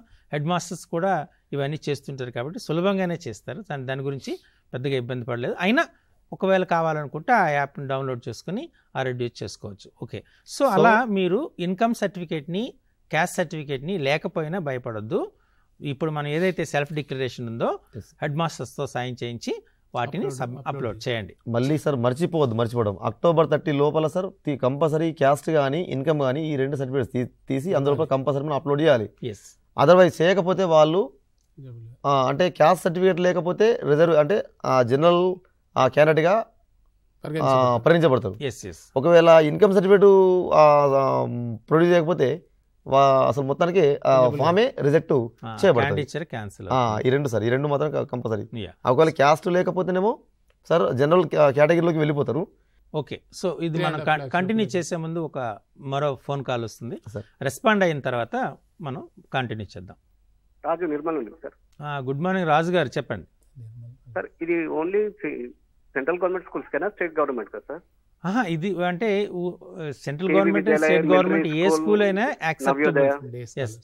ఏ స్కూల్ అయినా యాక్సెప్టబుల్ ఎక్సెప్ట్ వాళ్ళకు హాస్టల్ ఫెసిలిటీ ఉండకూడదు. హాస్టల్ ఫెసిలిటీ అసలు ఉంటే కూడా యాక్సెప్ట్ ఏం చేయరండి. ఓకే సో కాబట్టి మనం ఏదైనా ఫర్ ఎగ్జాంపుల్ కేంద్రీయ విద్యాలయం చదవచ్చు, నవోదయ స్కూల్లో చదవచ్చు, కానీ నవోదయ స్కూల్స్లో హాస్టల్ ఉంటుంది ఉంటుంది కాబట్టి కాబట్టి. నవోదయ పిల్లలు నాట్ ఎలిజిబుల్. అంటే according to sir government rule ప్రకారం ఒకే స్కాలర్షిప్ ను ఒక విద్యార్థి ఒకసారి మాత్రమే పొందొచ్చు. అవును ఇక్కడ హాస్టల్ అనేది ఉన్నప్పుడు అది ఆల్రెడీ ఆ స్కాలర్షిప్ వస్తున్నట్టు లెక్క, అవును. కాబట్టి ఈ స్కాలర్షిప్ అనేది రాదు. రాదనమాట. అట్లా తర్వాత ఇందులో ముఖ్యమైనటువంటి ఇంకొక అంశం ఏంటి అంటే ఆ పిల్లవాడు ఎస్సీ ఎస్టీ బీసీ స్కాలర్షిప్స్ పొందుతూ ఉంటే ఈ స్కాలర్షిప్ అనేటువంటిది మళ్ళీ వాళ్ళ ప్రాబ్లం అవుతుంది. కాబట్టి వాళ్ళు ఆ అబ్బాయి కేవలం ఒకే స్కాలర్షిప్ scholarship పొందవలసి ఉంటుంది. కాబట్టి మీరు Nice, జనరల్గా ఎవరైతే ఈ ఎన్ఎంఎంఎస్ క్వాలిఫై అయ్యారో ఆ ఎన్ఎంఎస్ క్వాలిఫై అయిన తర్వాత మిగతా వాటికి అప్లై చేసుకోవద్దు. ఒకవేళ అప్లై చేసుకుంటే దాన్ని తీసుకోవద్దు. తీసుకున్నారనుకోండి యాక్చువల్గా 1 children is eligible for 1 scholarship అవుతుంది. కాబట్టి ఖచ్చితంగా కాబట్టి మీరు ఏం చేస్తారంటే ఫస్ట్ ఫర్ ఎగ్జాంపుల్ మీకు బీసీ వెల్ఫేర్ నుండి వచ్చే స్కాలర్షిప్ తీసేసుకున్నారనుకోండి, అప్పుడు ఎన్ఎంఎంఎస్ ఆగిపోయే ఛాన్స్ ఉంటుంది. కాబట్టి అటువంటివి చేయొద్దు. ఎందుకంటే through all scholarships comes under the one platform. ఇప్పుడు మనకు ఎన్ఎస్పి పోర్టల్ నుండి వస్తాయి. కాబట్టి మీరు ముందు ఏ స్కాలర్షిప్ తీసుకున్నారనేటువంటి విజిబుల్ అవుతుంది, వాళ్ళకి సిస్టమ్కి విజిబుల్ అవుతుంది. సో 1 time రిజిస్ట్రేషన్ ఓటీఆర్ వస్తుంది కదా. సో కాబట్టి వెరీ క్లియర్, మీరు ఎవరైతే ఎన్ఎంఎంఎస్ అయితే క్వాలిఫై అయినారో స్కాలర్షిప్ ఎలిజిబిలిటీ ఉందో ఈ 4 years వేరే అదర్ స్కాలర్షిప్స్ తీసుకోవడానికి ఎలిజిబిలిటీ లేదు. సో అది దృష్టిలో పెట్టుకోండి. అరే నాకు ఎన్ఎంఎంఎస్ వచ్చింది, నాకు బీసీ స్కాలర్షిప్ రాలేదు, ఎస్సీ స్కాలర్షిప్ రాలేదు, ఆర్ అదర్ స్కాలర్షిప్ రాలేదు అనుకోవద్దు. ఇది కూడా one of the reason. So మీరు ఇలా అప్లై చేశారు కదా, ఇప్పుడు అప్లై చేసిన తర్వాత మీరు అంటే డిక్లరేషన్ ఇచ్చారు, ప్రొఫార్మా ఫర్ సెల్ఫ్ డిక్లరేషన్ ఇచ్చిన తర్వాత ఇప్పుడు మీరు చూస్తే నెక్స్ట్ మీరు చేయవలసింది ఏంటి అంటే ఇదిగోండి ఎలా అప్లోడ్ చేయాలనేటువంటిది క్లారిటీగా మీకు ఉంటుంది. ఇందులో మీ నేమ్ ఉంటుంది, ఆధార్ నెంబర్ ఉంటుంది, క్యాస్ట్ ఉంటుంది, ఫాదర్ నేమ్ ఉంటుంది, మదర్ నేమ్ ఉంటుంది, వాళ్ళ యొక్క ఇన్కమ్స్ ఉంటాయి, అంటే వాళ్ళ ఎడ్యుకేషన్ క్వాలిఫికేషన్స్ ఉంటాయి, అంటే వాళ్ళు ఏ విధమైన చేస్తారు, ఈ డీటెయిల్స్ అన్ని కూడా మీరు ఎంటర్ చేయవలసి ఉంటుంది. అలాగే విత్ ఫోటో, మీకు ముందుగా నేను చెప్పినట్టు ఫోటోని స్కాన్ చేసుకోవాలి. ఆ ఫోటోని స్కాన్ దాని లిమిటేషన్స్ ఎంత ఉండాలి శేఖర్ గారు? 10 KB to 30 KB. ఇది గుర్తుపెట్టుకోండి. సో అది 10 KB to 30 KB మధ్యలోనే ఉండాలి. జనరల్గా మీరు ఫోటో తీసుకుంటే నియర్లీ 75 to 100 KB వస్తుంది. సో దాన్ని మీరు రీసైజ్ చేసుకొని చేయాలి. అక్కడ సిగ్నేచర్ కూడా ఉంటుంది, ఫోటో విత్ సిగ్నేచర్. సో ఆ సిగ్నేచర్ తీసుకోండి. తర్వాత ఇన్ఫర్మేషన్ మీరు ఏ కేటగిరీకి వచ్చారు, అలాగే ఎప్పుడు తీసుకున్న స్కాలర్షిప్, అన్ని వివరాలన్నీ కూడా, ఆధార్ నెంబర్ ఎంత, ఇవన్నీ కూడా ఉంటాయి. అంటే ఇవి మీ టోటల్ యొక్క పర్సనల్ డీటెయిల్స్ అనమాట. మీ పర్సనల్ డీటెయిల్స్ అనేటువంటి క్లియర్గా ఉంటుంది. సో క్లియర్గా మీకు అన్నీ ఫిల్ చేసిన తర్వాత అక్కడ రౌండ్ చేసాం, క్లియర్గా చూడండి. సబ్మిట్ అప్లికేషన్ అనేటువంటి ఉంటుంది, దాని మీద క్లిక్ చేయండి, అప్లికేషన్ సబ్మిట్ అవుతుంది. Clear? So this is very very important. Apply చేయండి. సో టెన్షన్ ఇంకా 6th వరకు ఉంది కాబట్టి లాస్ట్ డే వరకు వెయిట్ చేసి, అంటే ఇప్పుడు గిరిధర్ సార్ కూడా ఇంతకుముందు చెప్పారు. సో మనం 4th రీఓపెన్స్ అవుతున్నాయి కాబట్టి 4th మధ్యలో 5th ఒకటి ఉంటుంది, 6th సండే అవుతుంది, 5th సండే. సో కాబట్టి 4th తర్వాత 6th అవుతుంది కాబట్టి అప్లై. సో లాస్ట్ మూమెంట్ వరకు ట్రై చేయొద్దు, ఎందుకంటే లాస్ట్ మూమెంట్ వరకు వెయిట్ చేస్తే మనకు సిస్టమ్ జామ్ అయ్యే అవకాశం ఉంటుంది, లేదంటే బిజీ అయ్యే అవకాశం ఉంటుంది. కాబట్టి మీరు అప్లై చేసుకునే అవకాశాలు లేదు. కాబట్టి ఇప్పుడు మీరు ప్రజెంట్ చాలా ఫ్రీనే ఉంటారు కాబట్టి టీచర్స్ కొద్దిగా సపోర్ట్ చేసుకొని మన పిల్లలు, అది గుర్తుపెట్టుకోండి, వాళ్ళు మన పిల్లలు, మన స్కూల్ పిల్లలు అంటే మన పిల్లలతో సమానం కాబట్టి మన పిల్లల డీటెయిల్సే. కాబట్టి ముందుగానే మీరు, నాకు తెలిసి అందరు పేరెంట్స్, అందరు టీచర్స్ ఎవరెవరైతే ఎలిజిబుల్ క్యాండిడేట్స్ ఉన్నారో ఆ ఎలిజిబుల్ క్యాండిడేట్స్ యొక్క డీటెయిల్స్ అన్నీ తీసుకుంటారు. లేదా ఒక రోజైనా సమయం వెచ్చించి, దయచేసి సమయం వెచ్చించి స్కూల్కి పోయి ఆ స్కూల్ దగ్గరికి పిల్లల్ని రమ్మని వాళ్ళకి ఏమైతే డాక్యుమెంట్స్ అవసరమైనా తీసుకోండి, అవి స్కాన్ చేయండి.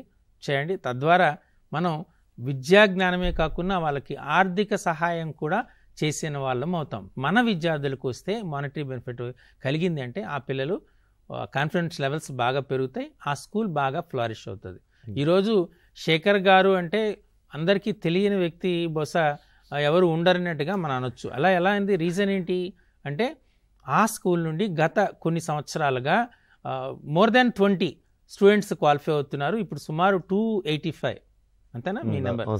285 అంటే ట్రిపుల్ సెంచరీ వరకు వెళ్ళిపోతున్నారు, దగ్గరికి వస్తున్నారు. So that's good. సో ఒక టీచర్ కష్టపడడం అంటే ఆయన కూడా చాలా హ్యాపీ ఫీల్ అవుతున్నారు. సో నా దగ్గర చదువుకున్న పిల్లలు ఒక 300 మంది, సుమారు 300 మంది పిల్లలు NMMS క్వాలిఫై అయినారు అంటే అది చాలా ఆనందమైనది. అదేది ప్రొఫెషనల్ హ్యాపీ అనమాట, అంతకన్నా కోరుకునేది లేదు కదా. సో ఉపాధ్యాయులందరూ కూడా శ్రమ అనుకోకుండా, ఎందుకంటే మనకు రిసోర్సెస్ ఉన్నాయి, ఉన్న రిసోర్సెస్ని ప్రాపర్గా యూజ్ చేసుకోవాలి. చాలామందికి ఎగ్జామినేషన్ ప్రిపేర్ కావాలంటే మెటీరియల్ దొరకదు, కానీ మనకు TSAT ఉంది. TSAT యాప్ ద్వారా మీరు అన్ని వీడియోస్ చూసుకోవచ్చు, దాని ద్వారా మీకు చాలా ఉపయోగం ఉంటుంది. కాబట్టి మీరు దయచేసి TSAT యాప్ని ప్రాపర్గా వాడుకోండి, అన్ని వీడియోస్ని చూడండి. సో అన్నిటికి కూడా చాలా క్లారిటీగా ఎలా ప్రాక్టీస్ చేయాలో కూడా ఇన్ఫర్మేషన్ ఇవ్వడం జరిగింది. ప్రాక్టీస్ క్వశ్చన్స్ కూడా ఉన్నాయి, చేయండి. అలాగే సో ఇప్పుడు మనం నెక్స్ట్ ఇప్పుడు చూద్దాం ఏం చేయాలి. ఏం చేయాలి సార్? అప్లై చేసిన తర్వాత మనం చేసిన విషయం ఏంటంటే సార్, మొత్తం పూర్తిగా అన్నీ అయిపోతాయి. ఇప్పుడు అందరి అప్లికేషన్స్ మొత్తం సబ్మిట్ చేసిన తర్వాత సో అప్పుడు మనకు ఒక విండో ఓపెన్ అవుతుంది సార్. ఓపెన్ అవ్వడం ఆ పక్కన PDF ఉంటుంది ఒకటి. ఆ PDFని చూస్తే సార్ అంతా మొత్తం NRO చేస్తారు అవడం నామినల్ రోల్స్ మొత్తం, అంటే మన స్కూల్ లోపల ఎంతమంది మరి అప్లై చేశారు అనేది మొత్తం పూర్తిగా ఉంటుంది. సో వాటిని ఒక 2 తీసుకోవాలా ప్రింట్లు, అంటే మొత్తం 3 తీసుకొని సార్ అయితే కంటిన్యూ చేద్దాం సార్. ఇప్పుడు మనకు ఫోన్ కాల్ వచ్చింది, రెస్పాండ్ అయిన తర్వాత చేద్దాం. హలో సార్, నమస్తే. చంద్రశేఖర్, హైదరాబాద్ అండి. నమస్తే చంద్రశేఖర్ గారు, చెప్పండి సార్. సార్ మన గిరిధర్ గౌడ్ గారు ఉన్నారు సార్, హెడ్ మాస్టర్స్ అసోసియేషన్ నుంచి. వారు అంటే హెడ్ మాస్టర్స్ అసోసియేషన్ తరఫున స్టేట్ వైడ్ గా ఈ NMMS రిక్రూట్ చేయడం కోసం వారు ఏమేమి ఎఫర్ట్స్ పెట్టబోతున్నారు, హెడ్ మాస్టర్స్ నుంచి హెడ్ మాస్టర్స్ కు వారు ఏమేమి చెప్పబోతున్నారు, అంటే కీ రోల్ హెడ్ మాస్టర్స్ కాబట్టి అదే విధంగా హాలిడేస్ లో ఏం చేయాలి, హాలిడేస్ తర్వాత హాలిడేస్ లో హెడ్ మాస్టర్స్ టీచర్స్ ని ఎలా గైడ్ చేయాలి, టీచర్స్ ద్వారా స్టూడెంట్స్ ని ఎలా గైడ్ చేయాలి, వీటి కోసము ఆఫ్టర్ హాలిడేస్ తర్వాత SA1 లోపల ఏం చేస్తే బాగుంటుంది హెడ్ మాస్టర్, SA1 తర్వాత ఎగ్జామ్స్ కి ఏం చేస్తే బాగుంటుంది, TSAT నుండి ఇంకా ఈ ఆఫ్టర్ హాలిడేస్ తర్వాత ఏమన్నా ఇటువంటి ప్రోగ్రామ్ ఒకటి ఇచ్చి దాంట్లో సబ్జెక్ట్ వారీగా ఏమేమి ఎట్లా ప్రిపేర్ అవ్వాలి ఏంటి అనేది మరొక సెషన్ ఏమన్నా ఇవ్వబోతున్నారా? ఈ అంశాల గురించి కొంచెం గిరిధర్ గౌడ్ గారు ఒకసారి హెడ్ మాస్టర్స్ కి ఎలా చేయాలి ఏంటి అనే విషయం మాట్లాడతారని కోరుతున్నాం. Sure sir. Sir Giridhar sir, ఇప్పుడు మన చంద్రశేఖర్ గారు అడిగినట్టు సో అంశాలన్నీ కవర్ చేసి చెప్తే డెఫినెట్గా అది ఒక అడ్వైస్ అండ్ సలహా లాగా ఉంటుంది టీచర్లు.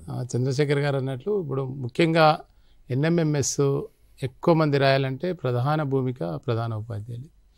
వారు ఎంత సీరియస్గా దీనిపైన దృష్టి పెడితే అంత ఎక్కువ మంది పిల్లలు ఇన్వాల్వ్ కావడానికి అవకాశం ఉంటుంది. ముఖ్యంగా హెడ్ మాస్టర్లు ఎక్కువ ఇంట్రెస్ట్ తీసుకొని, ముఖ్యంగా మనకి ఎవరైతే బాగా ఇట్లా సామాజిక బాధ్యత కలిసి వచ్చేటువంటి టీచర్స్ ఉంటారో వాళ్ళ ద్వారా ఈ సెలవులలో ఆ పిల్లలను కలిసి వాళ్ళ యొక్క సర్టిఫికెట్లు, వాళ్ళ ఫోటోలు, వాళ్ళకి సంబంధించిన వివరాలని సేకరించి ఎక్కువ మంది ఇన్వాల్వ్ అయ్యేటట్టు, ఎక్కువ మంది అప్లై చేసేటట్టు మనం వాళ్ళను మోటివేట్ చేయాలి. దాంతోపాటు ఎక్కువ మంది రాయించడంతో పాటు రాసేటువంటి పిల్లలందరికీ కూడా స్పెషల్ క్లాసెస్ పెట్టి వాళ్ళను తయారు చేయాలి. ముఖ్యంగా పరీక్ష 180 మార్కులకు ఉంటుంది. అలా మ్యాట్ అంటే మెంటల్ ఎబిలిటీ టెస్ట్ ఒక 90 మార్క్స్ ఉంటుంది. అంటే వాళ్ళకు ఎక్కువ మంది క్వాలిఫై కావాలంటే మెంటల్ ఎబిలిటీ కూడా చాలా డిసైడ్ ఫ్యాక్టర్. అందుకని మెంటల్ ఎబిలిటీ పైన చాలా ఎక్కువగా మనం దృష్టి పెట్టి ఆ పిల్లలను తయారు చేయాలి. దాంతోపాటు 90 మార్క్స్ మెంటల్ ఎబిలిటీ ఉంటే SAT ఉంటుంది. ఇంకా అంటే ముఖ్యంగా మ్యాథమెటిక్స్ ఒక 20 మార్కులు, ఫిజికల్ సైన్స్ ఒక 23 మార్కులు, బయో సైన్స్ ఒక 12 మార్కులు, సోషల్ స్టడీస్ ఒక 35 మార్క్స్. అంటే ఇవన్నీ కలిపి ఒక 90, మెంటల్ ఎబిలిటీ 90, SAT 90, ఇవన్నీ కలిపి 180 మార్కులలో ఎవరు ఎక్కువ అంటే మన క్వాలిఫైడ్ మార్క్స్ ఏదైతే ఎవరు ఎక్కువ సాధిస్తారో వాళ్ళందరూ కూడా స్కాలర్షిప్ వస్తుంది. ఈ 5 అంశాలు అంటే mental ability, mathematics, physical science, bio science, social, వీటిపైన మనం ముఖ్యంగా వాళ్ళకి తరఫీదు ఇస్తే ఇది ఈ NMMS సాధించడంతో పాటు ఈ పేద పిల్లలు తమ తరగతులు అంటే 9th, 10th, ఇంటరు వరకు కొనసాగడానికి, భవిష్యత్తులో వాళ్ళు పోటీ పరీక్షల్లో ఏ విధంగా మనం తయారవుతే సన్నద్ధమైతే మనం పోటీ పరీక్షలు నెగ్గుకు రాగలుగుతాం అనేటువంటి ఒక కాన్ఫిడెన్స్ కూడా వాళ్ళకి వస్తుంది. ముఖ్యంగా ఎన్ఎంఎంఎస్ ఎవరైతే ఏ పాఠశాలలో అయితే సాధిస్తున్నారో ఆ పిల్లలందరికీ వాళ్ళు తయారంతా కూడా బీటెక్లో చదవడం కానీ, లేకుంటే మెడిసిన్ వైపు వెళ్ళడం కానీ, అలాగే ఎంబీఏ వైపు కానీ వెళ్ళడం కానీ, అంటే ఆ పిల్లలు ఎందుకంటే మెడికల్ లాంటి పిల్లలే కాబట్టి వాళ్ళకు ఎన్ఎంఎంఎస్ రాగానే వాళ్ళు మేమంతా నిజంగా బెస్ట్ మిగతా పిల్లల కంటే అని ఒక కాన్ఫిడెన్స్ లెవెల్ పెరిగిపోయి ఆ పిల్లలు అదే రకంగా వాళ్ళు ముందు జీవితంలో కూడా గొప్ప వాళ్ళుగా కావడానికి, ఎదగడానికి అది పనికి వస్తుంది. కాబట్టి ముఖ్యంగా ప్రధాన ఉపాధ్యాయులు ముఖ్య భూమిక ఉంది. ఇంటీరియర్ ప్రాంతాల్లో కూడా ఒక శ్రమ అనుకోకుండా దయచేసి మన పేద పిల్లలు, మన దగ్గర చదివే పిల్లలే బడుగు బలైన వర్గాల పిల్లలు, ముఖ్యంగా ఎస్సీ ఎస్టీలు బీసీలు ఉన్నారు. అలాంటి పిల్లలకు ఒక 48,000 రూపాయలు అంటే పెద్ద అమౌంటే. కాబట్టి మనం చాలా చొరవ తీసుకొని ముఖ్యంగా మా టీఎస్జిహెచ్ఎంఏ హెడ్ మాస్టర్ల సంఘం పక్షాన మా ప్రధానోపాధ్యాయ మిత్రులను కోరుతాను, ఒక సామాజిక బాధ్యతగా ఆ పేద పిల్లలకు ఒక మంచి అవకాశం రాసేటువంటిది, అట్లాగే వారి యొక్క సత్తా నిరూపించడానికి మన పాఠశాల యొక్క సత్తా మిగతా జిల్లాలో ఉన్నటువంటి పాఠశాలకు చెప్పడానికి ఇది పనికొచ్చేది. కాబట్టి మనమందరం ఒక బాధ్యతగా ఈ ఎన్ఎంఎంఎస్ ఎక్కువ మంది రాసే విధంగా, పోయినసారి 100 సీట్లు మిగిలిపోయినాయి, అలా కాకుండా ఈసారి ఎక్కువ మందిని మనం ఇన్వాల్వ్ చేయించి పిల్లలతో రాయిస్తే ఆ పిల్లలకు అది లాభం జరుగుతుంది. కాబట్టి ఈ సెలవులలో 6వ తారీఖు వరకు చూడకుండా ఈ పిల్లలందరూ కూడా అప్లై చేయిద్దాం. అలాగే నవంబర్ డిసెంబర్లో ఎగ్జామ్ ఉంటే దాని కొరకు కూడా ఈ నెల 45 రోజులు వాళ్ళని తీవ్రంగా సన్నద్ధత చేయించి లోకల్లో ఉన్నటువంటి వాలంటీర్గా పనిచేసే పిల్లలు కావచ్చు, లేదా మన టీచర్స్, ఎందుకంటే మన టీచర్లు కూడా నిజంగా చాలా కష్టపడి పనిచేసేటువంటి టీచర్స్ ఉన్నారు, అలాంటి వాళ్ళని మనం ఉపయోగించుకొని మన పిల్లలను మెరుగైనటువంటి విధంగా స్కాలర్షిప్ పొందే విధంగా మనం తయారు చేయాలని చెప్పి కోరుకుంటా ఉన్నాను. Thank you. సో ఇది యాక్చువల్గా టీచర్స్ అందరు కూడా చాలా సిన్సియర్గా వర్క్ చేస్తున్నారు, ఆ విషయంలో మనం చెప్పొచ్చు. అయితే దాన్ని మరి కాస్త మనం టువర్డ్స్ ఎన్ఎంఎంఎస్ పైన కేంద్రీకరించాలి. ఇంతవరకు మనం ఇన్స్పైర్ అవార్డ్స్ గురించి సైన్స్ టీచర్లు బాగా వర్క్ చేశారు. ఇప్పుడు మనం ఏం చేస్తారంటే టీచర్స్ అంతా కలిసి మనకు ఇప్పుడు FA2 ఉంటుంది, జనరల్గా FA2 కంప్లీట్ అవుతుంది. సో FA2 కంప్లీట్ టీచర్స్ కూడా ఆ బిజీలో ఉంటారు, FA2 కంప్లీట్ చేయాలి, ఎందుకంటే మనకు సెప్టెంబర్ అయిపోతుంది కాబట్టి నెక్స్ట్ సమ్మిట్ 1 అనేటువంటిది మనకు వస్తుంది. కాబట్టి ఆ టైంలో సిలబస్ని కంప్లీట్ చేయాలి. అయితే దీన్ని ఈ ఎగ్జామినేషన్ని మన అకాడమిక్ ఎగ్జామినేషన్తో సెపరేట్గా చూడొద్దు దయచేసి. ఎందుచేతనంటే మనకి ఇప్పుడు గిరిధర్ సార్ చెప్పేటట్టు అందులో మనకు ప్రతి ఫిజిక్స్ ఉంది, కెమిస్ట్రీ ఉంది, బయాలజీ ఉంది, సోషల్ స్టడీస్ ఉంది, మ్యాథమెటిక్స్ ఉంది, అంటే అన్ని సబ్జెక్ట్స్ వాళ్ళు నేర్చుకున్నటువంటి సబ్జెక్ట్సే కదా. అయితే ప్రశ్న అడిగే విధానం కాస్త వేరేగా ఉంటుంది. కాబట్టి మరి కాస్త మనం మరింత విపులంగా క్లాస్ రూమ్లో చెప్పే అవకాశం ఉంటుంది విద్యార్థులందరికీ. ఇక్కడ నాకు చిన్న విన్నపం ఏంటి అంటే టీచర్స్ ఎన్ఎంఎంఎస్ బ్యాచ్ అని ఒక సెపరేట్ బ్యాచ్, అలాగే రెగ్యులర్ బ్యాచ్ అని ఒక బ్యాచ్ అని మీరు పెట్టి పిల్లల్ని వేరు చేసి చెప్తే ఒక రకంగా ఉంటుంది. కానీ ఏదైతే శాట్ చెప్తున్నారో అప్పుడు శాట్ కాన్సెప్ట్ చెప్పేటప్పుడు ఒకే క్లాస్లో చెప్పండి. ఒకే క్లాస్లో చెప్పటం వల్ల అప్లై చేయని పిల్లవాడు కూడా ఆ కాన్సెప్ట్ని నేర్చుకుంటాడు. సో అది చాలా ఇంపార్టెంట్. సో ప్యూర్గా అయితే మనం ప్రత్యేకమైన క్లాస్ తరగతులు నిర్వహిస్తున్నప్పుడు మాత్రం ఖచ్చితంగా ఎవరైతే ఎన్ఎంఎంఎస్కి అప్లై చేశారో వాళ్ళని సెపరేట్గా పెట్టండి. సో మార్నింగ్ ఈవినింగ్ ఇప్పుడు 10th క్లాస్ ఒకటి మనం చేసేదంతా ఒకటేనండి. స్పెషల్ క్లాసులు 10th క్లాస్కి ఆల్రెడీ స్టార్ట్ చేసాం. ఇప్పుడు 10th క్లాస్కి స్టార్ట్ చేసాం కాబట్టి మనం ఒక్కలమే వెళ్ళి స్కూల్లో ఉంటాము, ఎవరైనా ఫీల్ అవసరం లేదు. సో ఆల్రెడీ 10th క్లాస్ని స్టార్ట్ చేసాం కాబట్టి 10th క్లాస్ హ్యాండిల్ చేసినట్టు ఉపాధ్యాయులు మార్నింగ్ ఉంటారు. మార్నింగ్ ఒక 1 అవర్ ఉంది, ఈవినింగ్ ఒక 1 అవర్ ఉంది. అదే సమయంలో 8th క్లాస్ హ్యాండిల్ చేస్తున్నట్టు ఉపాధ్యాయులు తీసుకున్నారనుకోండి, సో ఖచ్చితంగా అది మేము మోటివేట్ అవుతున్నారు, పిల్లలు కూడా ఇస్తారు, పిల్లలు రావడానికి కూడా ఇష్టపడతారు, ఎందుకంటే 10th క్లాస్ పిల్లలు ఆల్రెడీ ఉంటారు కాబట్టి. సో ఈ రకంగా మనం ప్రధాన ఉపాధ్యాయులంతా కూడా వాళ్ళని మోటివేట్ చేయాలి. చేస్తే ఖచ్చితంగా వాళ్ళు ఎక్కువ మంది రాయడానికి ఆస్కారం ఉంటుంది. శేఖర్ గారు మీరు ఇప్పుడు ఎన్ఆర్ గురించి చెప్పారు కదా, ఎన్ఆర్ అనేటువంటి వచ్చేస్తే ఇప్పుడు ఆ స్కూల్లో ఎంతమంది అప్లై చేశారో అనేటువంటిది మొత్తం లిస్ట్ వస్తుంది, దాన్ని ప్రింట్అవుట్ తీసుకోండి. ఇప్పుడు ఎన్ఆర్ వచ్చిన తర్వాత ఏం చేయాలంటారు? అయితే సార్ ఒక 3 సెట్లు తీసుకోవాలి జిరాక్స్. ఓకే, అంటే ప్రింట్ తీసుకోవాలి. ప్రింట్ తీసుకొని ఒక ఎన్ఆర్ ఏమో మనకు ఆఫీస్ కాపీ పెట్టేసుకోవాలి, ఒక 2 ఎన్ఆర్స్ ఏమో డిఓ ఆఫీస్ లోపల సబ్మిట్ చేయాలి. ఆ ఎన్ఆర్తో పాటు ఏవైతే ఇండివిజువల్ అప్లికేషన్ ఫామ్స్ ఉన్నాయో అవి, దాంతోపాటు రెండవది క్యాస్ట్, ఇన్కమ్, ఒకవేళ అవి లేకపోతే డిక్లరేషన్, లేదు సార్ ఒకవేళ ఫిజికల్లీ హ్యాండిక్యాప్డ్ సర్టిఫికేట్ ఉంటే దాన్ని కూడా అటాచ్ చేయాలి. ఇక దాంతోపాటు సార్ మనం ఫీ పేమెంట్ చేసినటువంటి ముందేస్తున్నాం, సో దాన్ని కూడా మనం సబ్మిట్ చేయాలి చేయడం. దాంతో పాటు కూడా ₹50 దాంతో పాటు సార్ 7th క్లాస్ పిల్లల యొక్క ప్రోగ్రెస్ కార్డు తీసుకున్నాం, అంటే వాళ్ళ మార్క్స్ లిస్ట్ అది కూడా మనం సబ్మిట్ చేయాల్సిన అవసరం అయితే ఉన్నది. అయితే ఇక్కడ ఇవన్నీ కూడా individual forms, caste, income, 7th class marks list ఇవన్నీ ఒకటే సెట్, కానీ ఎన్ఆర్స్ మాత్రం కంపల్సరీ 2 సెట్స్. ఇవన్నిటిపైన కూడా sir compulsory head master attestation చేసి అందించాల్సిన అవసరం అయితే ఉన్నది సార్.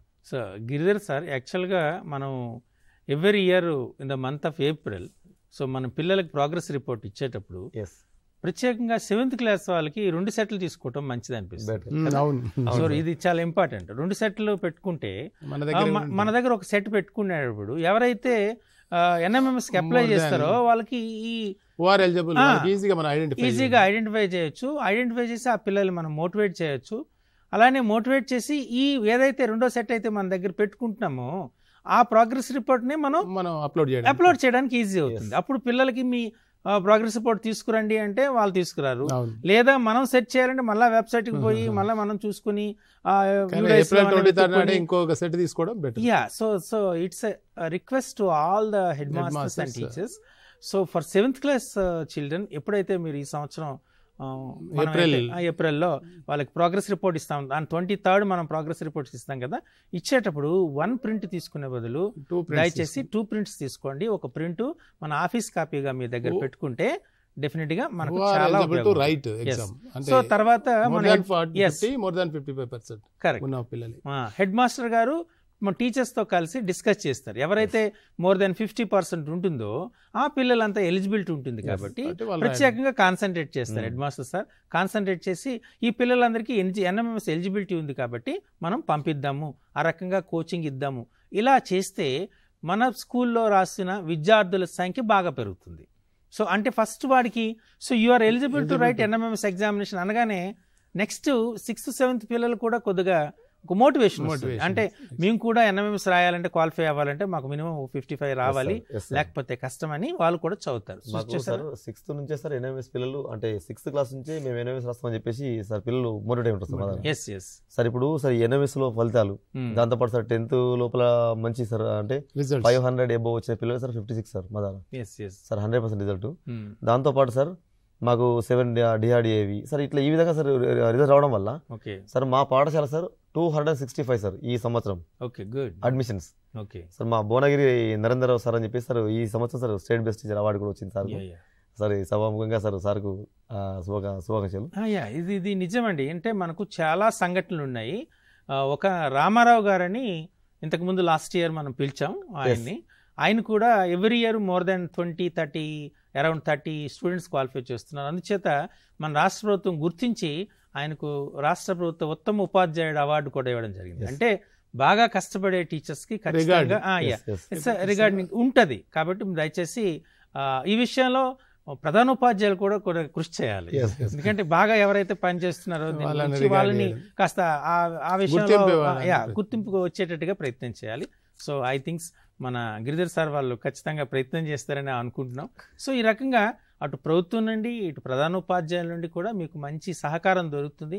ఈ సహకారాన్ని వినియోగించుకుని మీరు పిల్లలందరూ కూడా అంటే విద్యార్థులను ఎలిజిబుల్ ఉన్న ప్రతి విద్యార్థి కూడా ఎగ్జామ్ రాసేటట్టు చేయాలి. దీనిలో 2 రకాలు ఉంటాయి. ఒకటి విద్యార్థి క్వాలిఫై అయితే వాడికి స్కాలర్షిప్ వస్తుంది, అలాగే ఈ ఇంతవరకు నేర్చుకునేటువంటి అంశాలపైన మంచి అవగాహన ఉంటుంది, కాన్ఫిడెన్స్ ఉంటుంది. ఒక నేషనల్ లెవెల్ కాంపిటేటివ్ ఎగ్జామ్లో నేను క్వాలిఫై అయ్యాను కదా. సో అది చాలా ఉపయోగపడుతుంది. ఎవరైతే క్వాలిఫై కాలేదో వాళ్ళకు కూడా నష్టం ఏమి లేదు, వాళ్ళకు కూడా ఈ కాన్సెప్ట్ నేర్చుకున్నారు కాబట్టి మరో ఎగ్జామినేషన్కి ప్రాక్టీస్ చేయడానికి ఉపయోగపడుతుంది. సో మనం ఎన్ఆర్ ప్రింట్ అయింది. ఎన్ఆర్ ప్రింట్ అయిన తర్వాత అక్కడ మనం ఫీజు పే చేయవలసి ఉంటుంది. ఫీజు పే చేస్తారు. ఫీజు పే చేసిన తర్వాత ఏం చేయాలి? ఫీజు సార్ మనం మామూలుగా సార్ ఎంత అంటే ఎట్లా సార్ SC ST పిల్లలకు BSc పిల్లలకేమో 50 రూపీస్, దాంతోపాటు BC OC పిల్లలకేమో 100 రూపీస్. సో మొత్తం సార్ మొత్తం చేసేసుకొని దాంతోపాటు ఏం చేయాలి సార్ SBI కలెక్ట్ అని చెప్పేసి అందులోనే ఉంటుంది సార్, ఆ ట్యాబ్లోనే ఉంటున్నాడు. సో SBI కలెక్ట్ వెళ్ళేసి మనం ఫీ పేమెంట్ చేయడం. ఇక్కడ అసలు మనం ఫీను పే చేయాల్సిన అవసరం అనేది ఉన్నది. అంటే ఇంటర్నెట్ బ్యాంక్ కావచ్చు, లేకపోతే మామూలుగా UPI ద్వారా కావచ్చు, మనం పేమెంట్ చేయొచ్చు. చేసిన తర్వాత సార్ ఎస్బీఐ కలెక్ట్ ఇన్ఫర్మేషన్ ఉంటుంది దాని పక్కనే. సో అందులో ఇక్కడ వచ్చినటువంటి అంటే మామూలుగా మనం చలానా కట్టిన తర్వాత ఒక రెఫరెన్స్ నెంబర్ వస్తుంది రావడం. సో రెఫరెన్స్ నెంబర్ను కంపల్సరీ ఆ ఎస్బీఐ కలెక్ట్ ఇన్ఫర్మేషన్ లోపల మనం కంపల్సరీ ఇంక్లూడ్ చేయాల్సి ఉంటుంది. తర్వాత సార్ ఇంకా నెక్స్ట్ మళ్ళీ ఏం చేస్తారంటే ఇంకో 2-3 బిల్లు వస్తారు రావడం. అప్పుడు కూడా మళ్ళీ మనం ఏం చేయాలంటే అప్పుడు కూడా వాళ్ళది అప్లై చేయాలి, ఫీజును మళ్ళీ పేమెంట్ చేయాలి, మళ్ళీ తిరిగి మళ్ళీ దాని లోపల ఈ రిఫరెన్స్ నెంబర్ ఏదైతుందో దాన్ని కంపల్సరీ మళ్ళీ తిరిగి మళ్ళీ యాడ్ చేయాలి అట్లా. సో అంటే ఒక్కసారి ఫర్ ఎగ్జాంపుల్ కొద్దిమందికి కొన్ని స్కూల్స్లో ఏం చేస్తారంటే ఒక 6 పిల్లలు అప్లై చేశారు. సో అప్లై చేసేసిన తర్వాత వాళ్ళకు ఫీజు కూడా కట్టేశారు. సో వాళ్ళకి ఎన్ఆర్ రెడీ అవుతుంది. తర్వాత పిల్లలు మోటివేట్ అయ్యో మరో 10 మంది వస్తారు, సార్ మేము అప్లై చేస్తాం సార్, మాకు కూడా ఇవ్వండి, టైం ఉంది కదా అని అంటే అప్పుడు అగైన్ అప్లై చేస్తారు. అప్పుడు మీరు గుర్తుపెట్టుకోవాల్సిందంటే ఆ రిఫరెన్స్ నెంబర్ ఏదైతే ఉందో మరలా దాన్ని ఇంక్లూడ్ చేస్తే ఆ ఎన్ఆర్తో కూడా ఇంక్లూడ్ అయ్యి టోటల్ ఎన్ఆర్ వస్తుంది. అంటే బిఫోర్ గోయింగ్ టు సబ్మిట్ అనేటువంటిది వస్తుంది. కాబట్టి దాన్ని వరి అవ్వాల్సిన పని లేదు. ఆ రకంగా కూడా చేయండి. ఇక్కడ మీరు చేస్తున్నప్పుడు ఎస్బీఐ కలెక్ట్ చేస్తున్నప్పుడు కొన్ని ఐకాన్స్ కనబడతాయి మీ స్క్రీన్ పైన, మీరు చూడండి. మీకు చూపిస్తున్నప్పుడు ఆ సెలెక్ట్ కేటగిరీ అని వచ్చేటప్పుడు మనం ఒక రౌండ్ చేసి క్లియర్గా చెప్పాం. సెలెక్ట్ కేటగిరీలో ఎడ్యుకేషన్ ఇన్స్టిట్యూషన్స్ ఇలా చాలా వచ్చి అందులో government by PSC by courts అని ఉంది. దాన్ని క్లిక్ చేయండి. దాన్ని క్లిక్ చేస్తే మీకు ఫీ పే చేయడానికి చాలా మంది సార్ ఏం చేస్తారంటే ఎడ్యుకేషన్ వైపుకు వెళ్తారు, వెళ్ళేసరికి అక్కడ చాలా డిస్టర్బ్ అవ్వడం. సో అవును, అంటే జనరల్గా కామన్ లేమన్ ఎలా ఉంటాడంటే అంటే ఇంతకుముందు అప్లై చేయని వాడికి ఏముంటుందంటే మనది ఎడ్యుకేషన్ ఇన్స్టిట్యూషన్ కదా, కాబట్టి ఎడ్యుకేషన్ ఇన్స్టిట్యూషన్ పైన క్లిక్ చేద్దాము అని అనుకుంటారు. క్లిక్ చేస్తే మొత్తం స్టేట్ లో ఉన్న ఎడ్యుకేషన్ ఇన్స్టిట్యూట్స్ వేరియస్ కైండ్స్ అవన్నీ వచ్చేస్తాయి. అప్పుడు మీ స్కూల్ ఎక్కడ ఉంది వెతుక్కునేటప్పుడు టైం పడుతుంది. సో అది జరగదు, ఇబ్బంది అవుతారు. కాబట్టి మీరు చేయవలసింది ఏంటంటే అక్కడ మనం క్లియర్ గా గవర్నమెంట్ పిఎస్యు బై కోర్ట్స్ అని కనబడుతుంది కాబట్టి దాని మీద క్లిక్ చేశారు అనుకోండి, అప్పుడు ఈజీ టు యాక్సెస్ అవుతుంది. సో ఇది మీరు జాగ్రత్తగా గుర్తుపెట్టుకోవాలి. సో ఆ తర్వాత మీరు సెలెక్ట్ పేయి అని వచ్చేటప్పటికి ఎవరికి పే ఇవ్వాలంటే మీకు క్లియర్గా కనబడుతుంది. అక్కడ తెలంగాణ అని ఉంది, గవర్నమెంట్ అని వస్తుంది కదా, గవర్నమెంట్ ఆఫ్ తెలంగాణ ఉంది. దాని మీద క్లిక్ చేయండి. క్లిక్ చేస్తే మీకు అది యాక్సెప్ట్ అవుతుంది.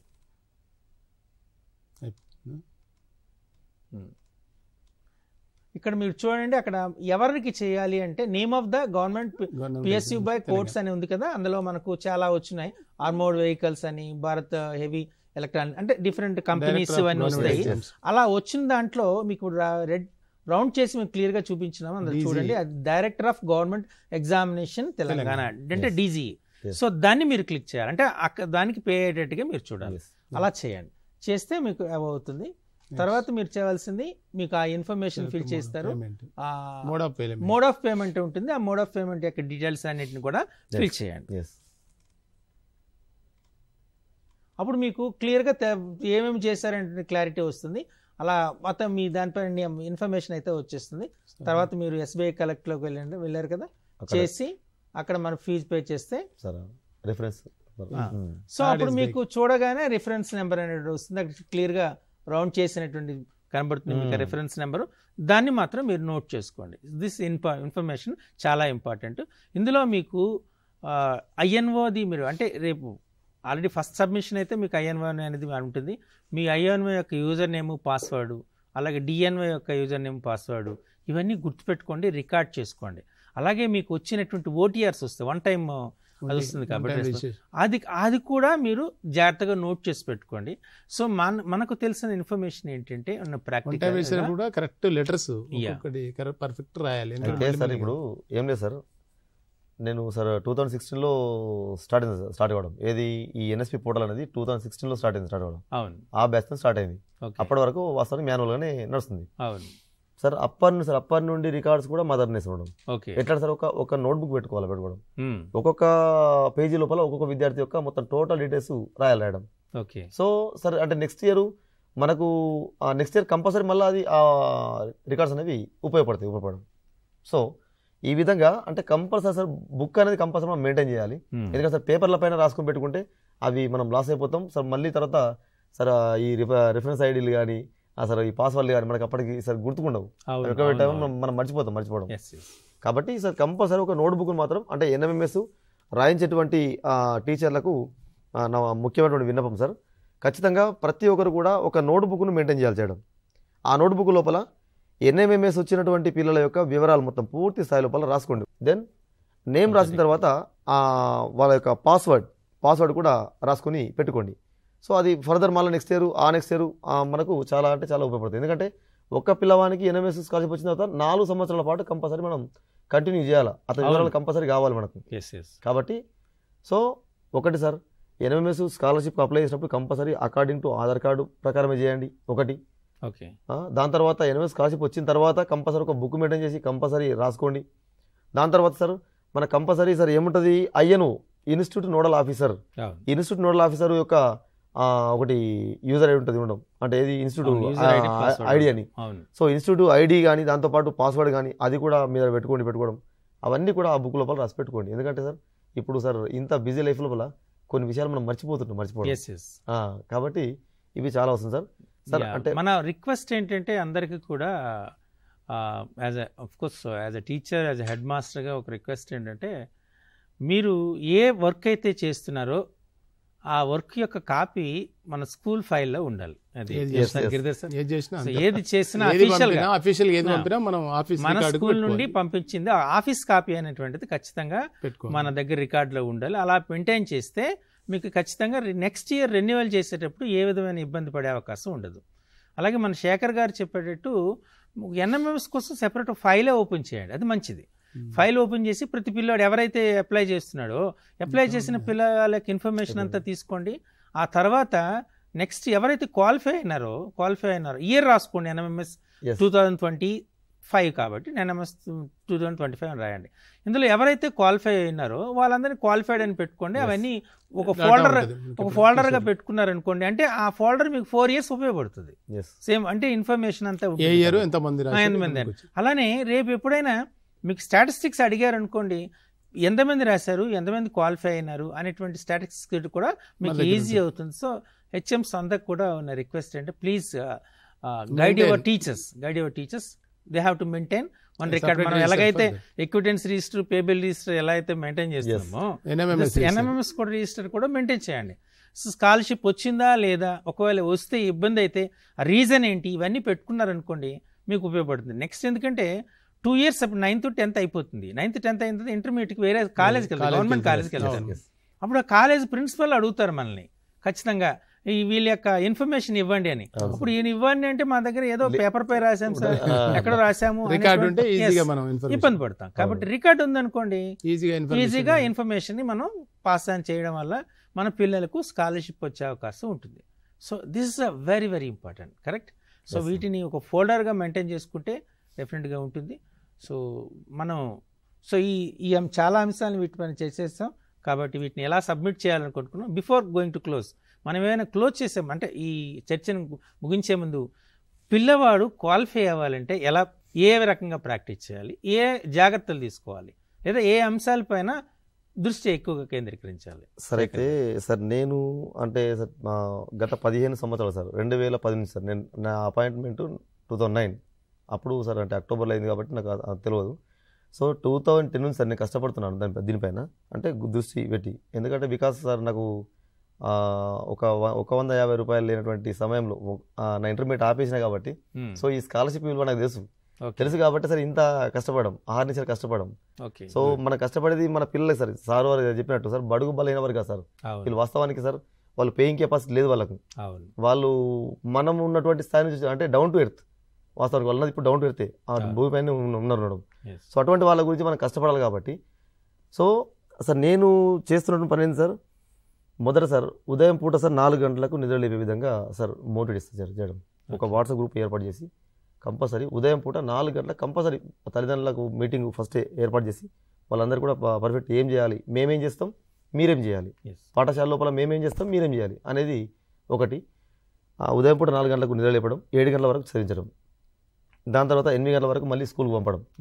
తర్వాత 8 గంటల నుంచి సార్ యాజువల్గా 6 o'clock వరకు సార్ మాకు క్లాస్ అనేవి సార్ కంటిన్యూస్ సార్.